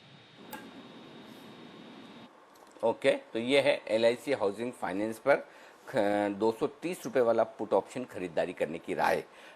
230 का पुट ऑप्शन 6 रुपये में लीजिए। 3.5 3.5 रुपये की आपकी स्टॉप लॉस की लेवल है, 12 रुपये का टारगेट आपके लिए बनेगा।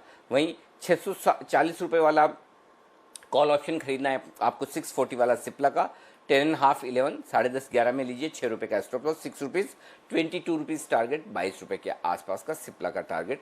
ये है आपके लिए ऑप्शंस में खरीदारी करने की राय राजेश जी की तरफ से। तो दोनों ऑप्शन खरीदना सॉरी, एक कॉल ऑप्शन खरीदारी की तरफ है, एक पुट ऑप्शन बिकवाली की तरफ इस वक्त आता हुआ दिख रहा है। ओके, आइए अब कुछ और स्टॉक्स जो एक्शन में हैं इन पर राय ले ली जाए, और उनमें से बजाज फाइनेंस के बाद बजाज फिनसर्व भी तेजी से गिर रहा है, 5% नीचे आया है। नितिन जी, जरा इसके डेटा देखिए और बताइए क्या 4,300 पर अभी भी शॉर्ट करने लायक है या छोड़ दें? आज ब्रेकडाउन इसमें काफ़ी वॉल्यूम्स के साथ हुआ है। ये पूरे महीने में ये करीब 4500 के सपोर्ट को रिस्पेक्ट दे रहा था, बट आज अच्छे वॉल्यूम्स के साथ ओपन इंटरेस्ट एडिशन के साथ स्टॉक में गिरावट है। तो मुझे लग रहा है कि ये नीचे अब 45 के ऊपर नहीं जाना चाहिए, और हो सकता है ये 4000 की तरफ इस एक्सपायरी में जाए, क्योंकि जो पोजीशंस बनी होगी इस रेंज में वो सारी अनवाइंड या लिक्विडेशन एक्सपायरी वीक में हो सकती है, जो मंथली एक्सपायरी है। तो इस केस में हमें 4500 के आसपास का स्टॉप लॉस रखना चाहिए, या फिर बेटर होगा कि आप put option at the money 4300 की पुट ऑप्शंस या उसके आसपास की पुट ऑप्शंस में ट्रेड करें। और एक्सपायरी का टारगेट मुझे लग रहा है कि ये 4100 या 4000 तक आना चाहिए। ओवरऑल अनवाइंडिंग के कारण मुझे लग रहा है स्टॉक गिरना चाहिए।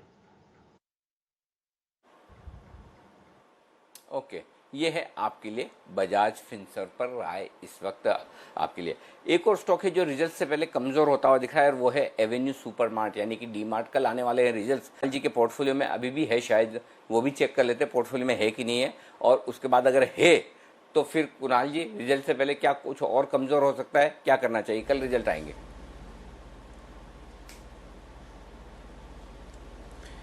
अनिल जी, सबसे पहले तो मेरे निजी पोर्टफोलियो में हमेशा से है एवेन्यू सुपरमार्ट, अभी भी अपनी जगह पर बना हुआ है।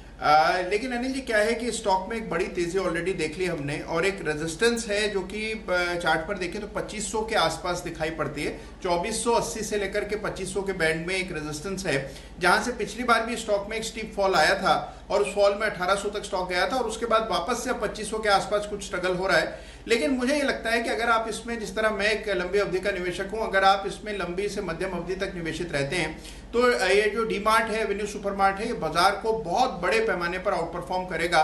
तो हर गिरावट में मेरी खरीदारी की राय है, और मुझे लगता है कि देखिए अभी क्योंकि रेजिस्टेंस बहुत करीब है, इन स्तरों पर ना खरीदें, या तो ब्रेकआउट आने पर खरीदें, या फिर निचले स्तरों पर यानी कि 2200 के आसपास मिले तो डी मार्ट को बाय करना चाहिए। तो 2200 के नीचे या फिर 2500 के ऊपर नहीं खरीद करनी चाहिए।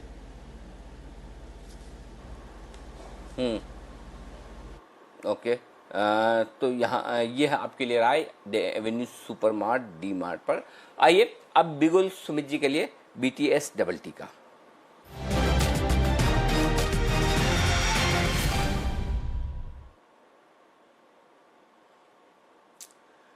बताएं सुमित जी।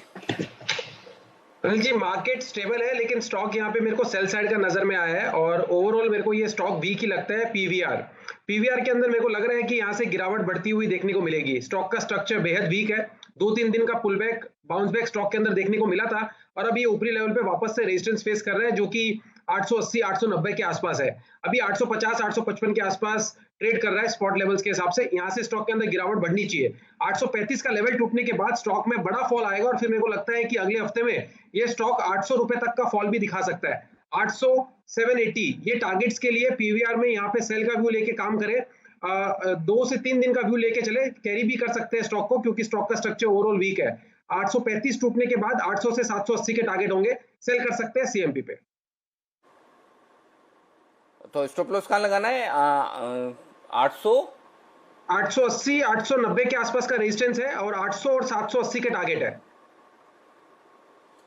ओके, चलिए 850 855 की रेंज में बेचिए। कैश के लेवल दे रहे हैं बेचने के लिए सुमित जी, और फ्यूचर्स में आप बेचने तो एडजस्ट कर लें उस हिसाब से।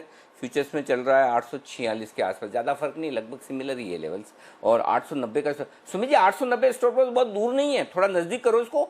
800 780 टारगेट ठीक है ना, थोड़ा स्टॉप लॉस नज़दीक करो। थोड़ा सा दूर है अनिल जी, एक्चुअली मैं सोच रहा था थोड़ा 15 मिनट के बाद रिवाइज कर देता हूँ स्टॉप लॉस, वरना फिर ठीक है चलिए। 875 के आसपास का अनिल जी फिक्स कर लीजिए स्टॉप लॉस 875।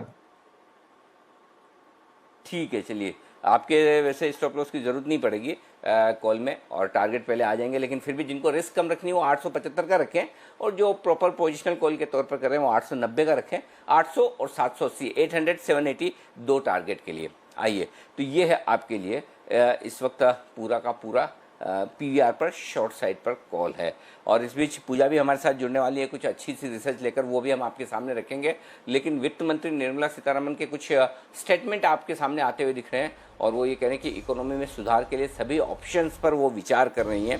तो ये एक स्टेटमेंट उनकी तरफ से आया। और क्या कुछ बातें कह रही हैं कि वो ये भी कह रही हैं कि आत्मनिर्भर बनने का मतलब है कि संरक्षणवादी बनना नहीं। ओके, यानी कि एकदम बिल्कुल आपको वो प्रोटेक्शन मिल जाए सारी हमारी घरेलू इंडस्ट्री को, ऐसा नहीं होगा। हर जगह आप ये ना सोचें कि एंटी डंपिंग ड्यूटी लगेगी और वो सब कुछ होता दिखेगा। आपको थोड़े अपनी तरफ से भी कॉम्पिटिटिव बनना पड़ेगा, ये चीज़ें बहुत ज़रूरी है इस वक्त। और ये कुछ एक इस वक्त स्टेटमेंट्स आपको आते हुए दिख रहे हैं। इस बीच कुणाल जी और राकेश जी तैयार हैं चार्ट कॉर्नर के लिए, उनके लिए भी गुड।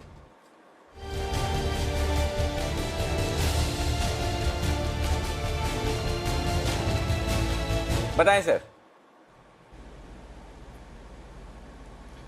अनिल जी, बिकवाली की राय है सीईएससी पर, कैलकाटा इलेक्ट्रिक सप्लाई पर बेचने की राय है। इस स्टॉक के अंदर एक ब्रेकडाउन देखने को मिल रहा है, 4 दिन के लोस को इसने क्रैक करा है। Over to Kunal ji.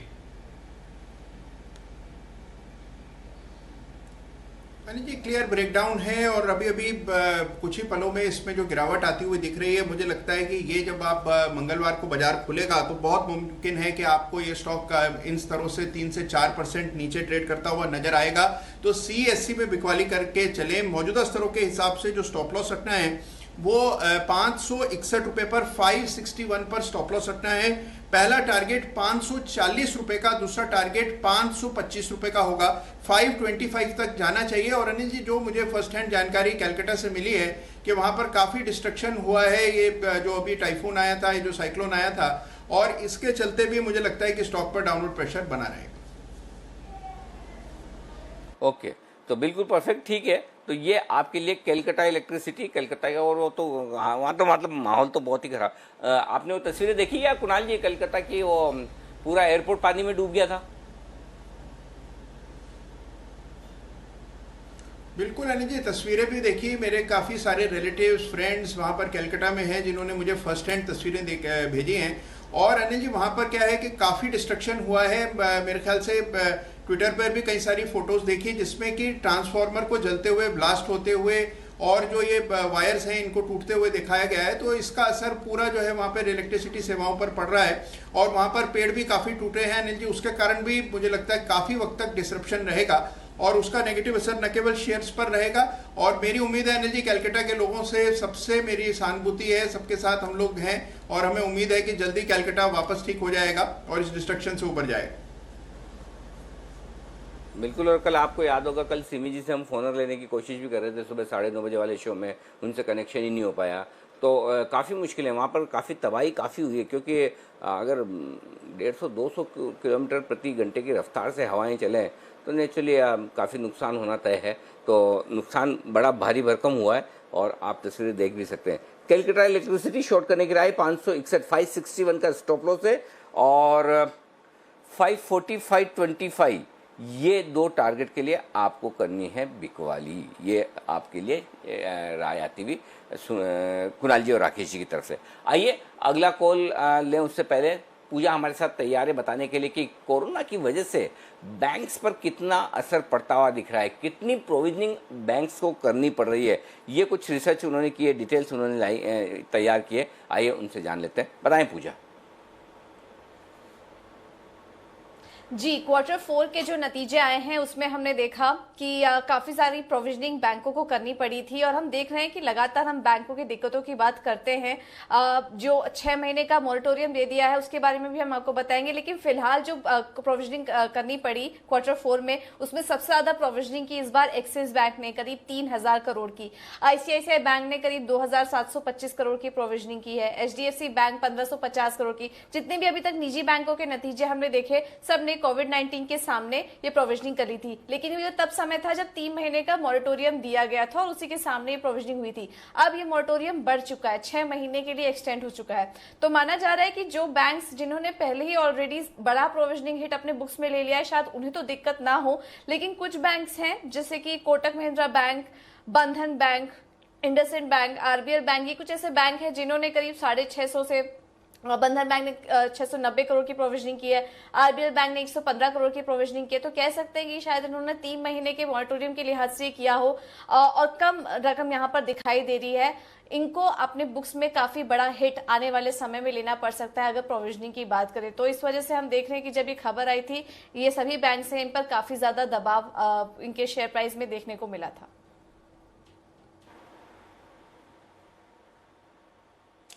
Okay, तो ये है आपके लिए कोरोना का असर जो बैंकिंग सेक्टर पर पड़ता हुआ दिख रहा है। उसके चलते आगे दिक्कतें जो हो सकती है उसका एक जायजा आपको पूजा ने अभी दिया।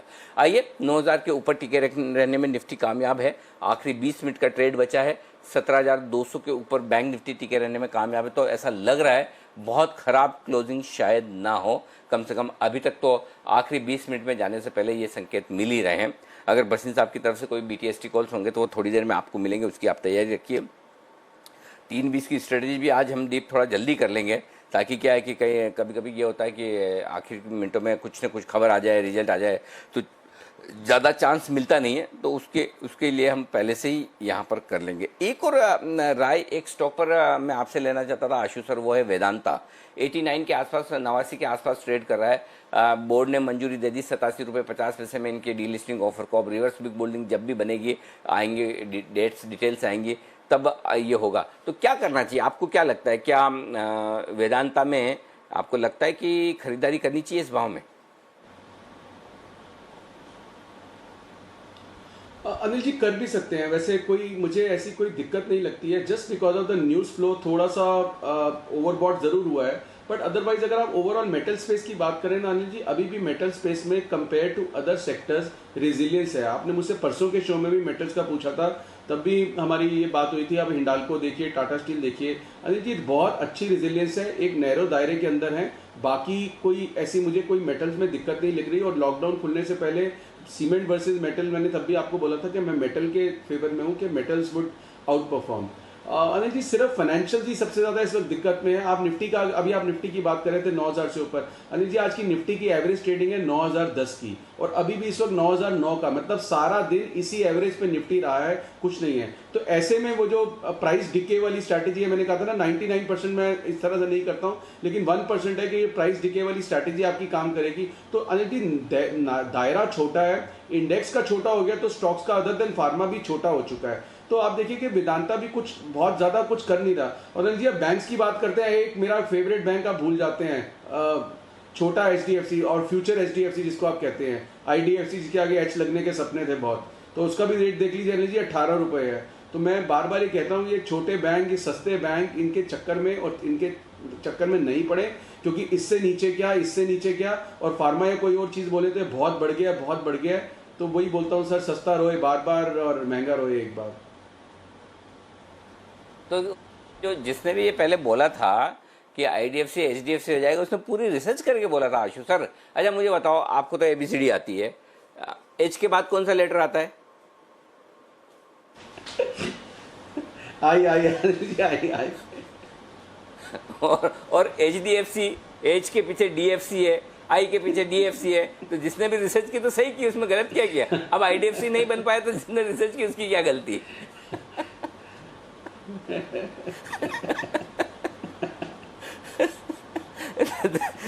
चलिए, ऐसे ऐसे आपको एक वो याद आता है, एक ज़माने में ऐसा भी हुआ था बंसल जी, आपको याद होगा, एक कंपनी आई थी पुंज लॉयर, जब इश्यू आया था, जब सब लोग बोलते थे ये नया LNT आ गया है। और मुझे ऐसा ना बहुत सारी चीज़ें, एक कंपनी होती थी उसका नाम होता था विजुअल सॉफ्ट, जब वो आया तो लोग बोले कि ये नया इन्फोसिस आ गया है, ये दूसरा इन्फोसिस। तो आजकल जो भी अगर ये बोलता है ना ये कंपनी ये पुरानी वाली है, उससे इतना डर लगता है कि पूछो मत। बंसल जी, है ऐसा एक्सपीरियंस आपका भी? बिल्कुल अनिल जी, आपने सही बोला। पुंज लॉयड को अनिल जी स्टडी भी करा था, बिल्कुल पुंज लॉयड आया था तो ये क्या कहते हैं LNT है, इसका लीबिया में इतना बड़ा एक्सपोजर था। तो अनिल जी ये चीज ये रूल ना अनिल जी सिर्फ मार्केट में लागू होता है, ये लाइफ में भी लागू होता है। जहां भी हम कंपैरिजन करते हैं कि ये चीज इसके बराबर है, वो बराबर कभी नहीं होती अनिल जी। मन की शांति होती है और वो साफ हो जाती है। ठीक बात है। तो चलिए, सिर्फ शुरुआती मतलब वो ठीक है, बच्चे को देख के अंदाजा लगाना ठीक है कि भाई आशु सर कुछ कहना चाहते हैं भाई कि डॉक्टर का बच्चा डॉक्टर बन जाएगा, सीए का सीए बन जाएगा। लोग अंदाजा तो लगाते हैं, लेकिन उसको बनने में ना 25-30 साल होते हैं। 25-30 साल बाद क्या होगा वो पता नहीं होता। क्यों आशु सर जी? नहीं अनिल जी, मैं इसमें एक और एक्सटेंशन डालता हूँ। ये जो आपने ये पुंज लॉयड, बिल्कुल यहाँ दिल्ली की कंपनी थी, नेहरू प्लेस में ऑफिस था, तो बहुत ही डार्लिंग ऑफ एक्सचेंजेस होता था किसी टाइम पे दिल्ली स्टॉक एक्सचेंज में भी। तो जो आपने एग्जांपल दिया ना अनिल जी, कोई एग्जांपल देता है कि ये नेक्स्ट वो हो जाएगा, जैसे पुंज लॉयड का नेक्स्ट LNT हो जाएगा। अनिल जी LNT खुद तो संभाल नहीं पा रहा अपने आप को, तो पुंज लॉयड को क्या LNT बनेगा? वो खुद ही LNT अनिल जी 5 साल तक तो 13-14 साल रहा, और तब भी मैं आपको कहता ये LNT और भेल ऐसी चीज है, अगर ऑर्डर से चलते तो ऑर्डर के चलते तो पता नहीं दुनिया कहां से कहां पहुंच जाती है। और LNT का भाव देख लीजिए अनिल जी, 800 रुपए है। तो वैसे अनिल जी ऑन रिकॉर्ड कल 830 रुपए का हमारा स्टॉप लॉस भी करवाया, उससे नीचे है। पर अनिल जी ये लैगार्ड्स है, तो जो जिसको कॉपी करने की कोशिश करता है ना, तो वो जिसको कर रहा है पहले वो हीरो है कि नहीं, वो भी तो हम देख लें।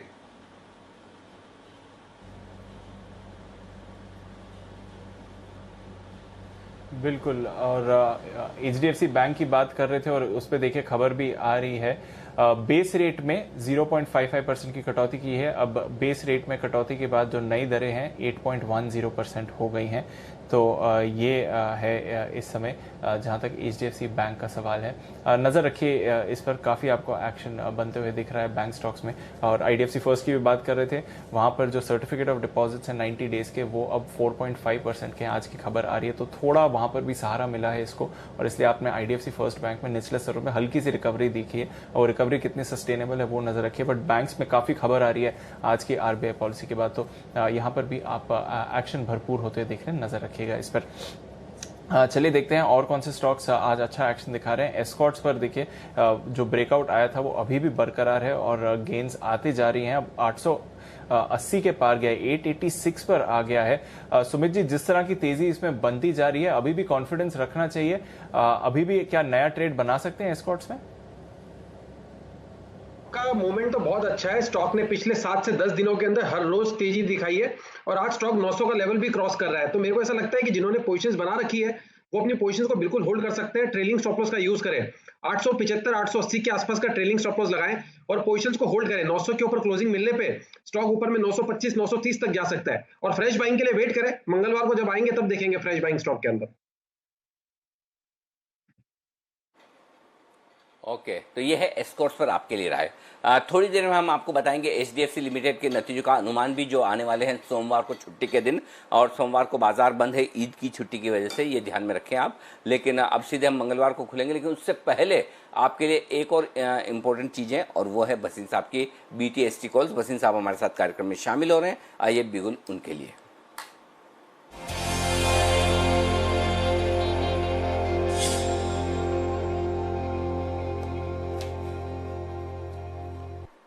बसीन साहब, स्वागत है आपका। अगर कोई अपडेट देना चाहें तो ठीक, नहीं तो आप सीधा अपने कॉल्स बताएं सर। बाय सेल क्या है?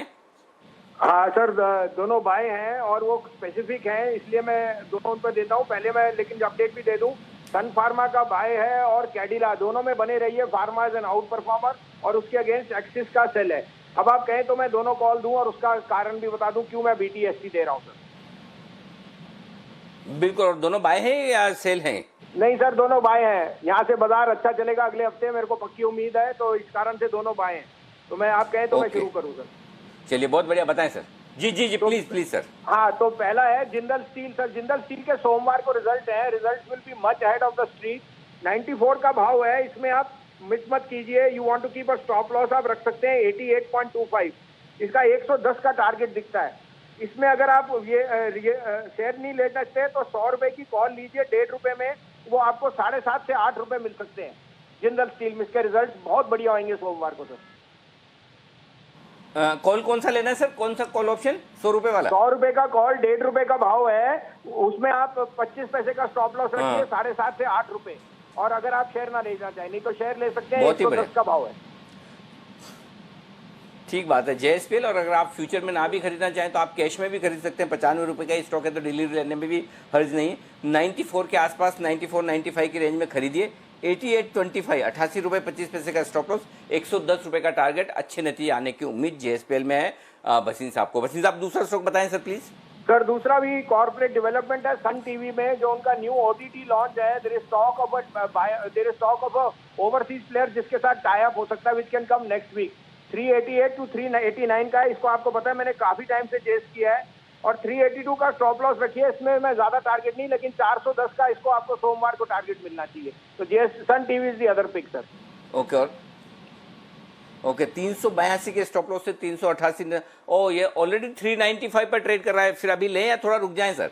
सर रुक सकते हैं, लेकिन मैंने जब तक फोन किया तब तक वो बढ़ रहा है, तो आई कैन नॉट आपके लिए थोड़ा, लेकिन 410 का टारगेट है सर इसमें, ये मैं बता रहा हूँ।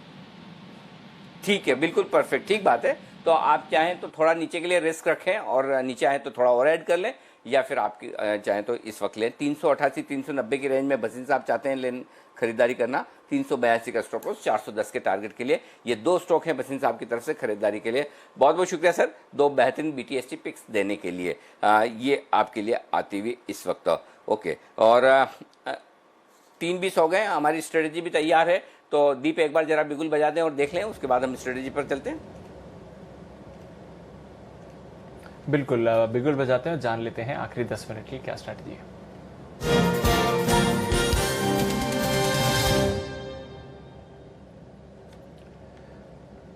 अनिल जी, डाउ फ्यूचर्स एकदम उन्हीं लेवल्स पर हैं जब हमने लास्ट बात करी थी 1 घंटे पहले। तो 130 अंक नीचे हैं डाउ फ्यूचर्स, आधे % की गिरावट वहां पर आपको आती हुई दिख रही है। नैस्डैक फ्यूचर्स में भी थोड़ा बिकवाली का दबाव है, 0.6-0.7% की गिरावट वहां पर भी है। और यूरोप के बाजारों में भी लगभग वैसा ही बदलाव है सर, 0.25% से 1.5% की गिरावट यूरोप के भी बाजार में दिख रही है। तो कुछ ज्यादा चेंज नहीं हुआ है ग्लोबल क्यूज में, दबाव ही दिख रहा है। दीप, पॉइंट नंबर 1, हमारे लिए परफेक्ट लेवल बैंक निफ्टी पर 17,100 के आगे, तो वो शॉर्ट में नहीं रहना है, ये चीज़ क्लियर है। अब शॉर्ट हम दो ही कंडीशन में करेंगे, या तो इसको वापस 18,000 के ऊपर निकलने दें, या कोई ऊपर एक बार अच्छा बाउंस दे दे तब, या 16,800 तोड़ेगा तो देखेंगे। नहीं तो पॉइंट नंबर 1 क्लियर है। बार बार आपको लगातार कहा है, 2 दिन से कह रहा हूँ, ये लेवल खरीदारी के, बिकवाली के नहीं। पहली चीज़, बैंक निफ्टी के बाद निफ्टी आपको 9,050 के आसपास इसके ऊपर बंद होने के संकेत दे रहा है, बुरे नहीं है। 9,000 के ऊपर तो हम बंद होंगे स्पॉट लेवल पर, तो वो भी ठीक है मेरे ख्याल से। तो मेरा पॉइंट ये कि सब तरफ नेगेटिव माहौल है, सब कुछ ये है, आपको सब दिख रहा है, लेकिन ऐसे एक्सट्रीम पेसिमिज्म वाले माहौल में यहाँ पर शॉर्ट करके जाने की राय नहीं है। हो सकता है कुछ ख़राब हो जाए दुनिया में और आपको मंगलवार को गैप डाउन मिले, वो हमें नहीं पता।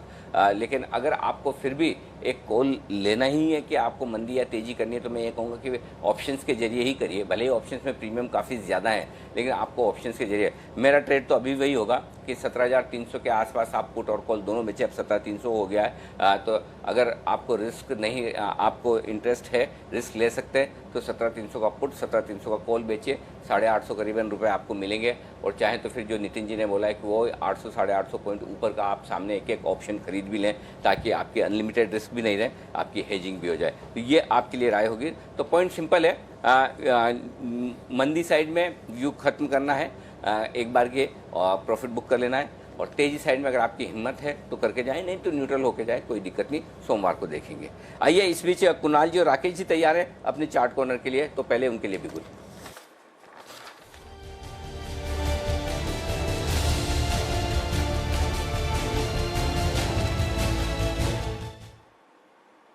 बताएं सर।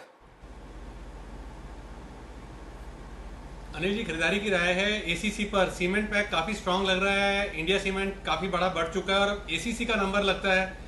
बेहतरीन टेक्निकल रुझान है, एक राउंडिंग बॉटम पैटर्न फॉर्मेशन बना है और जिस तरीके का टेक्निकल स्ट्रक्चर है, एक गैप अप ओपनिंग का कैंडिडेट है मंगलवार के लिए। ओवर टू कुणाल जी।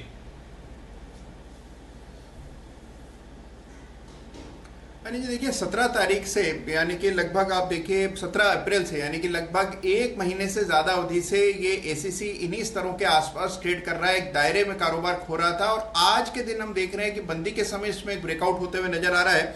तो एसीसी आपको अगले सप्ताह एक बड़ा मूव दिखाएगा, ऐसी संभावना चार्ट पर नजर आ रही है। खरीदारी करके चले 1205 रुपए पर, 1205 पर स्टॉप लॉस रखना है। पहला टारगेट 1257 रुपए का 1257 का और दूसरा टारगेट 12670 का होगा। तो 1257 और 1270 के लिए बाय करना है एसीसी को।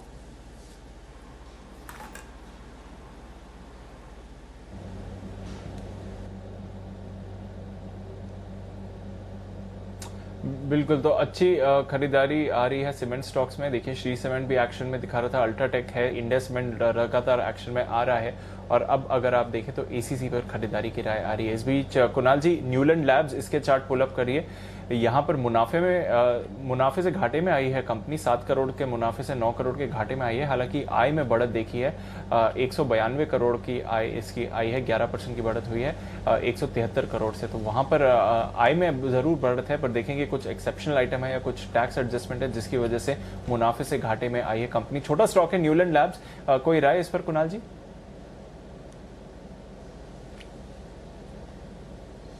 देखिए सबसे पहले तो बहुत लिक्विड काउंटर है यहाँ पर दीपांशु, इसलिए कोई ट्रेडिंग की राय नहीं है। कि जिनके पास पोजीशन है मेरी राय में बने रहना चाहिए। 421 रुपए के आसपास 421 पर सपोर्ट है, वहां का एक स्टॉप लॉस रख लें, होल्ड करें। हो सकता है कि उछाल में आपको 500 का स्तर भी आता हुआ दिख जाए स्टॉक में, तो फिलहाल होल्ड करने की राय है 421 के स्टॉप लॉस। ओके, ये है न्यूलैंड लैब्स, छोटा स्टॉक है, इलिक्विड काउंटर है। पर आइए बात करते हैं एक दिग्गज स्टॉक की, बाजार का हेवीवेट। नंबर्स आने वाले हैं इसके मंडे को। एचडीएफसी लिमिटेड, क्या है यहाँ पर बाजार का अनुमान, कैसे रह सकती है परफॉर्मेंस? प्रीव्यू तैयार है पूजा के पास, बताएं पूजा।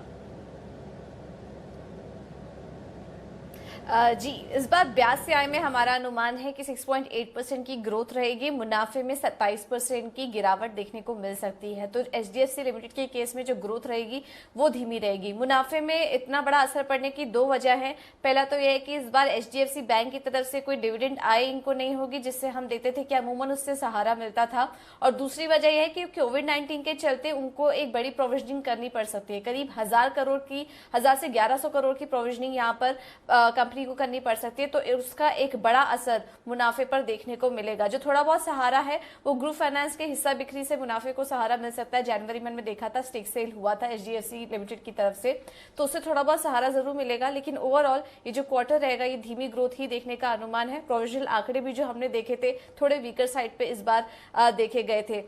इसके अलावा कमेंट्री क्या आती है मैनेजमेंट की तरफ से, ये काफी इंपॉर्टेंट होगी देखनी। एसेट क्वालिटी स्टेबल है, कोई प्रॉब्लम नहीं है, लेकिन आने वाले समय के लिए इनकी बुक्स को लेकर किस तरह की कमेंट्री निकल कर आती है और कितनी बड़ी दिक्कत आ सकती है एचडीएफसी लिमिटेड के सामने, ये देखना काफी इंपॉर्टेंट होगा।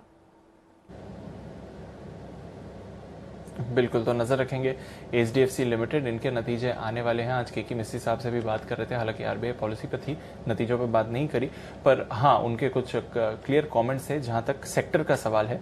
और परेशानी तो आ रही है, एचडीएफसी लिमिटेड देखिए 5% नीचे है। बजाज फाइनेंस 2 साल के निचले स्तर पर भी है इस समय, तो वहां पर भी एक बड़ा ब्रेकडाउन आज हमने आते हुए देखा है। और वागले साहब और किरण जी, एक तरह का आप कह सकते हैं जॉइंट कॉल था, जब इस पर लेवल्स उन्होंने आज सुबह रेकमेंड किए थे 10 बजे के शो में, और उसके बाद से देखिए काफ़ी ज़्यादा परेशानी भी बढ़ी है बजाज फाइनेंस की तरफ से।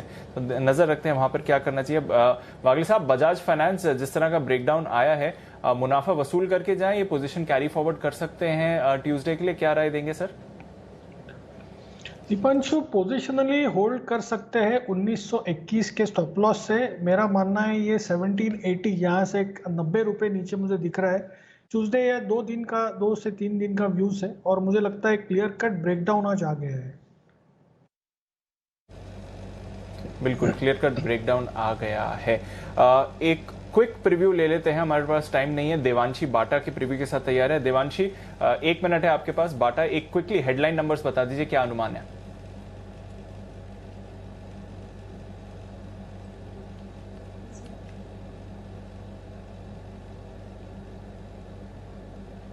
ओके, देवांशी के पास ऑडियो भी नहीं जा रहा है तो कोई बात नहीं, देख लेंगे। पर बाटा पर नजर रखिए, पिछले 2 दिनों से थोड़ा बाइंग एक्शन दिखा रहा है और फुटवेयर स्टॉक्स में भी एक्शन दिखा है। आज सुबह कुणाल जी रिलैक्सो भी रेकमेंड कर रहे थे, वहां पर भी हमने एक्शन आते हुए देखा है। चलिए देख लेते हैं आज की फिर परफॉर्मेंस कैसी रही है। हफ्ते की क्लोजिंग आ रही है और आपने देखा है कि वीक परफॉर्मेंस ही रही है और हम 9050 पर आज निफ्टी बंद होते हुए दिख रहा है, उन लेवल्स के आसपास। हालांकि जो पॉलिसी के बाद लोज बनाए थे बाजार से, वहां से फिर फॉलो ऑन सेलिंग नहीं हुई, पर फिर भी काफी खराब प्रदर्शन रहा है और स्पेशली जिस तरह की गिरावट बैंक्स और एनबीएफसीज में आई है।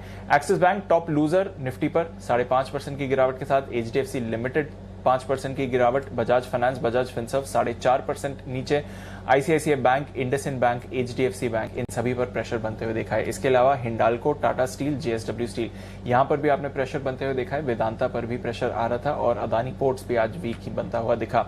आईटीसी कल की शानदार तेजी के बाद आज 1-1.5% की मुनाफा वसूली। टाटा मोटर्स थोड़ा दबाव में रहा।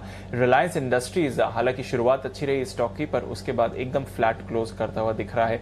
ब्रेथ आज की उतनी खराब नहीं थी, बट क्योंकि दिग्गज बैंक्स में बिकवाली आई इसलिए आपने इतना ज्यादा प्रेशर देखा। पर दूसरी तरफ आप देखें तो वायदा कारोबार में निफ्टी में स्पेशली जी एंटरटेनमेंट टॉप गेनर 6.5% की तेजी, एमएनएम में 5% की तेजी आती हुई दिखी। श्री सीमेंट में अच्छी खरीदारी थी। सिप्ला 52 वीक हाई के करीब। इन्फोसिस में अच्छा ब्रेकआउट आया। एशियन पेंट्स, ब्रिटानिया में पॉजिटिव एक्शन बनते हुए देखा। टेक महिंद्रा, अल्ट्राटेक, यूपीएल नतीजों से पहले हीरो मोटोकॉर्प और मारुति, साथ ही ऑयल मार्केटिंग कंपनीज में भी अच्छी खरीदारी होती हुई दिखी है। तो कहीं ना कहीं पॉजिटिव एक्शन जरूर था। अगर आप बैंक्स और एनबीएफसी को निकालते तो बाजार की हालत उतनी खराब नहीं थी। एनआईटी टेक बायबैक की खबर से स्टॉक में बड़ा उछाल, फिर थोड़ी सी मुनाफा वसूली, 1500 के लेवल पर क्लोज हो रहा है। जुबिलेंट फूड नतीजों से इस स्टॉक में जबरदस्त तेजी बनी है, 1600 के ऊपर बंद हो रहा है। Tata chemicals, Ambuja cements, Century textiles, Sun TV, Bosch नतीजों के बाद, रैमको सीमेंट्स और एस्कॉर्ट्स, यहां पर भी अच्छा एक्शन, और साथ ही टाटा पावर 2.5% की तेजी के साथ। वहीं दूसरी तरफ एनबीएफसी के लिए खराब दिन, Equitas, Indiabulls housing, Shriram transport, PFC, M&M finance, Ujjivan, इन सभी पर बड़ा ब्रेकडाउन आते हुए दिखा। Federal bank, IDFC first bank हालांकि निचले स्तरों पर वहां पर रिकवरी आई। चोला इन्वेस्टमेंट, यहां पर आपने 3 साल के निचले स्तर देखे आते हुए इस स्टॉक में। बंधन बैंक खराब अपडेट इसके लिए और खराब खबरें बढ़ती हुई दिख रही हैं। बीएचईएल, मन्नापुरम, कॉनकॉर, हिंडाल्को यहां पर वीक देखी। यूनाइटेड स्पिरिट्स क्योंकि हफ्ते की एंडिंग है इसलिए थोड़ी मुनाफा वसूली आप देख रहे हैं, लोग पोजीशंस कैरी फॉरवर्ड नहीं कर रहे हैं इसमें। Adani power, steel authority of India, Bajaj auto कल की तेजी के बाद, अशोक लेलैंड कल की तेजी के बाद, साथ ही मदरसन, एलआईसी, डीएलएफ और वोल्टास जैसे स्टॉक्स में आपने बिकवाली आती हुई देखी। तो प्रोविजनल क्लोजिंग आ रही है अनिल जी, एकदम 9050 के लेवल पर क्लोज हो रहा है, जो आपने एक अहम स्तर के बारे में बात करी थी। 9000 के ऊपर क्लोजिंग हो रही है सर, और 9050 एग्जैक्टली वहां पर, और 17350 लगभग 400 अंक नीचे बैंक निफ्टी पर सर। बिल्कुल परफेक्ट लेवल से बाउंस करके थोड़ा सा सही क्लोजिंग देता हुआ दिखा। हालांकि प्रोविजनल क्लोजिंग है, पक्की क्लोजिंग थोड़ी सी नीचे आएगी डीप, लेकिन फिर भी बुरी नहीं है ये कह सकते हैं। ग्लोबल मार्केट्स के माहौल को देखते हुए, लंबे वीकेंड को देखते हुए हम ठीक ठाक ही बंद हुए हैं, बहुत ज़्यादा कमज़ोर है नहीं। तो ये है आपके लिए। आइए शाम 6 बजे आपके लिए एक बेहद खास कार्यक्रम है, और वो है आज आरबीआई गवर्नर साहब के ऐलानों पर ही। और कोरोना की खराब खबरों के बीच में आरबीआई ने आज राहत देने की कोशिश की है। गवर्नर साहब ने ब्याज दरों में 0.4%, 0.4%, 40 बेसिस पॉइंट, जो आपको मन करे जिससे आपको समझ में आए वो समझ लीजिए, यानी कि इतनी ब्याज दरों में कमी हुई है। लेकिन साथ ही लोन की किस्त चुकाने के लिए जो मॉरेटोरियम बोलते हैं ना, उसे भी 3 महीने से और बढ़ा दिया है। अब जून, जुलाई, अगस्त 3 महीना और आपको मॉरेटोरियम बढ़ेगा। उम्मीद है कि इन फैसलों से लोन थोड़ा सस्ता होगा। साथ ही जो लोग ईएमआई नहीं चुका पा रहे हैं या अपनी लोन की किस्त नहीं भर पा रहे हैं, उन्हें बैंक्स परेशान नहीं करेंगे, उन्हें रियायत मिलेगी। लेकिन सवाल काफ़ी हैं अभी भी बाकी कि क्या ये ऐलान काफ़ी हैं, क्या और राहत की ज़रूरत है, क्या गवर्नर साहब और कुछ दे सकते थे, इनके अलावा अब राहत की गुंजाइश है तो कहाँ है। इन सब मुद्दों पर आज शाम 6 बजे हम करेंगे विशेष चर्चा। आपकी खबर, आपका फ़ायदा में ज़रूर देखिएगा हमारा खास शो राहत का रिजर्व बैंक। तो ये आरबीआई के आज के ऐलानों पर ये बड़ी विशेष चर्चा आपके लिए होगी हमारे लिए, हमारी तरफ से। ओके, और थोड़ी देर में हम आपको बता देंगे कि फाइनल क्लोजिंग भी आ जाएगी 9050 की, तो प्रोविजनल क्लोजिंग है, जैसे फाइनल क्लोजिंग आएगी हम वो भी आपके सामने रख देंगे। लेकिन फिलहाल 56 अंक नीचे बंद हुआ था निफ्टी 9050 पर प्रोविजनली, 17352 पर 382 अंक नीचे बंद हुआ बैंक निफ्टी। वीकेंड पर कल डीमार्ट के नतीजे हैं, सोमवार को HDFC लिमिटेड के नतीजे हैं, और सोमवार को एक बार मैं फिर से आपको याद दिला दूं कि सोमवार को बाजार रहेंगे बंद। ये चीज़ आप ध्यान में रखिएगा कि सोमवार को इस बार बाजार बंद है, ईद की छुट्टी है, उसके चलते बाजार बंद रहेंगे। 9039 ये है लेवल जो आया है बैंक निफ्टी का फाइनल क्लोजिंग के तौर पर, 67 अंकों के नुकसान के साथ 67 पॉइंट नीचे निफ्टी बंद हुआ है 9039 बैंक निफ्टी बंद हुआ है 12278 17278 456 अंकों के नुकसान के साथ ये फाइनल क्लोजिंग आई है। 3 दिनों का लंबा वीकेंड है, और वैसे तो अभी तो लंबे छोटे वीकेंड में कोई खास फर्क पड़ता नहीं। कुणाल जी, कोई विशेष आयोजन 3 दिनों के लंबे वीकेंड पे, या घर पे आराम ही करेंगे?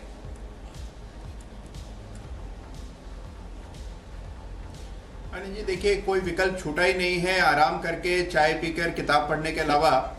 तो अनिल जी यही प्लान है इस वीकेंड का भी कि जो एक्सटेंडेड वीकेंड है इस पे कुछ किताबें बची हुई है, इनको पूरा कर लूंगा अनिल जी। चलो बहुत बढ़िया, तो कम से कम प्रोडक्टिव यूज़ कुछ ना कुछ किताबें पढ़कर करेंगे, तो आप सब लोग भी अच्छा वीकेंड मनाएं। वागले साहब, कुणाल जी, राकेश जी, सुमित जी, नितिन जी और आशु मदान सर, आप सबका बहुत बहुत शुक्रिया क्लोजिंग शो में हमारा साथ देने के लिए।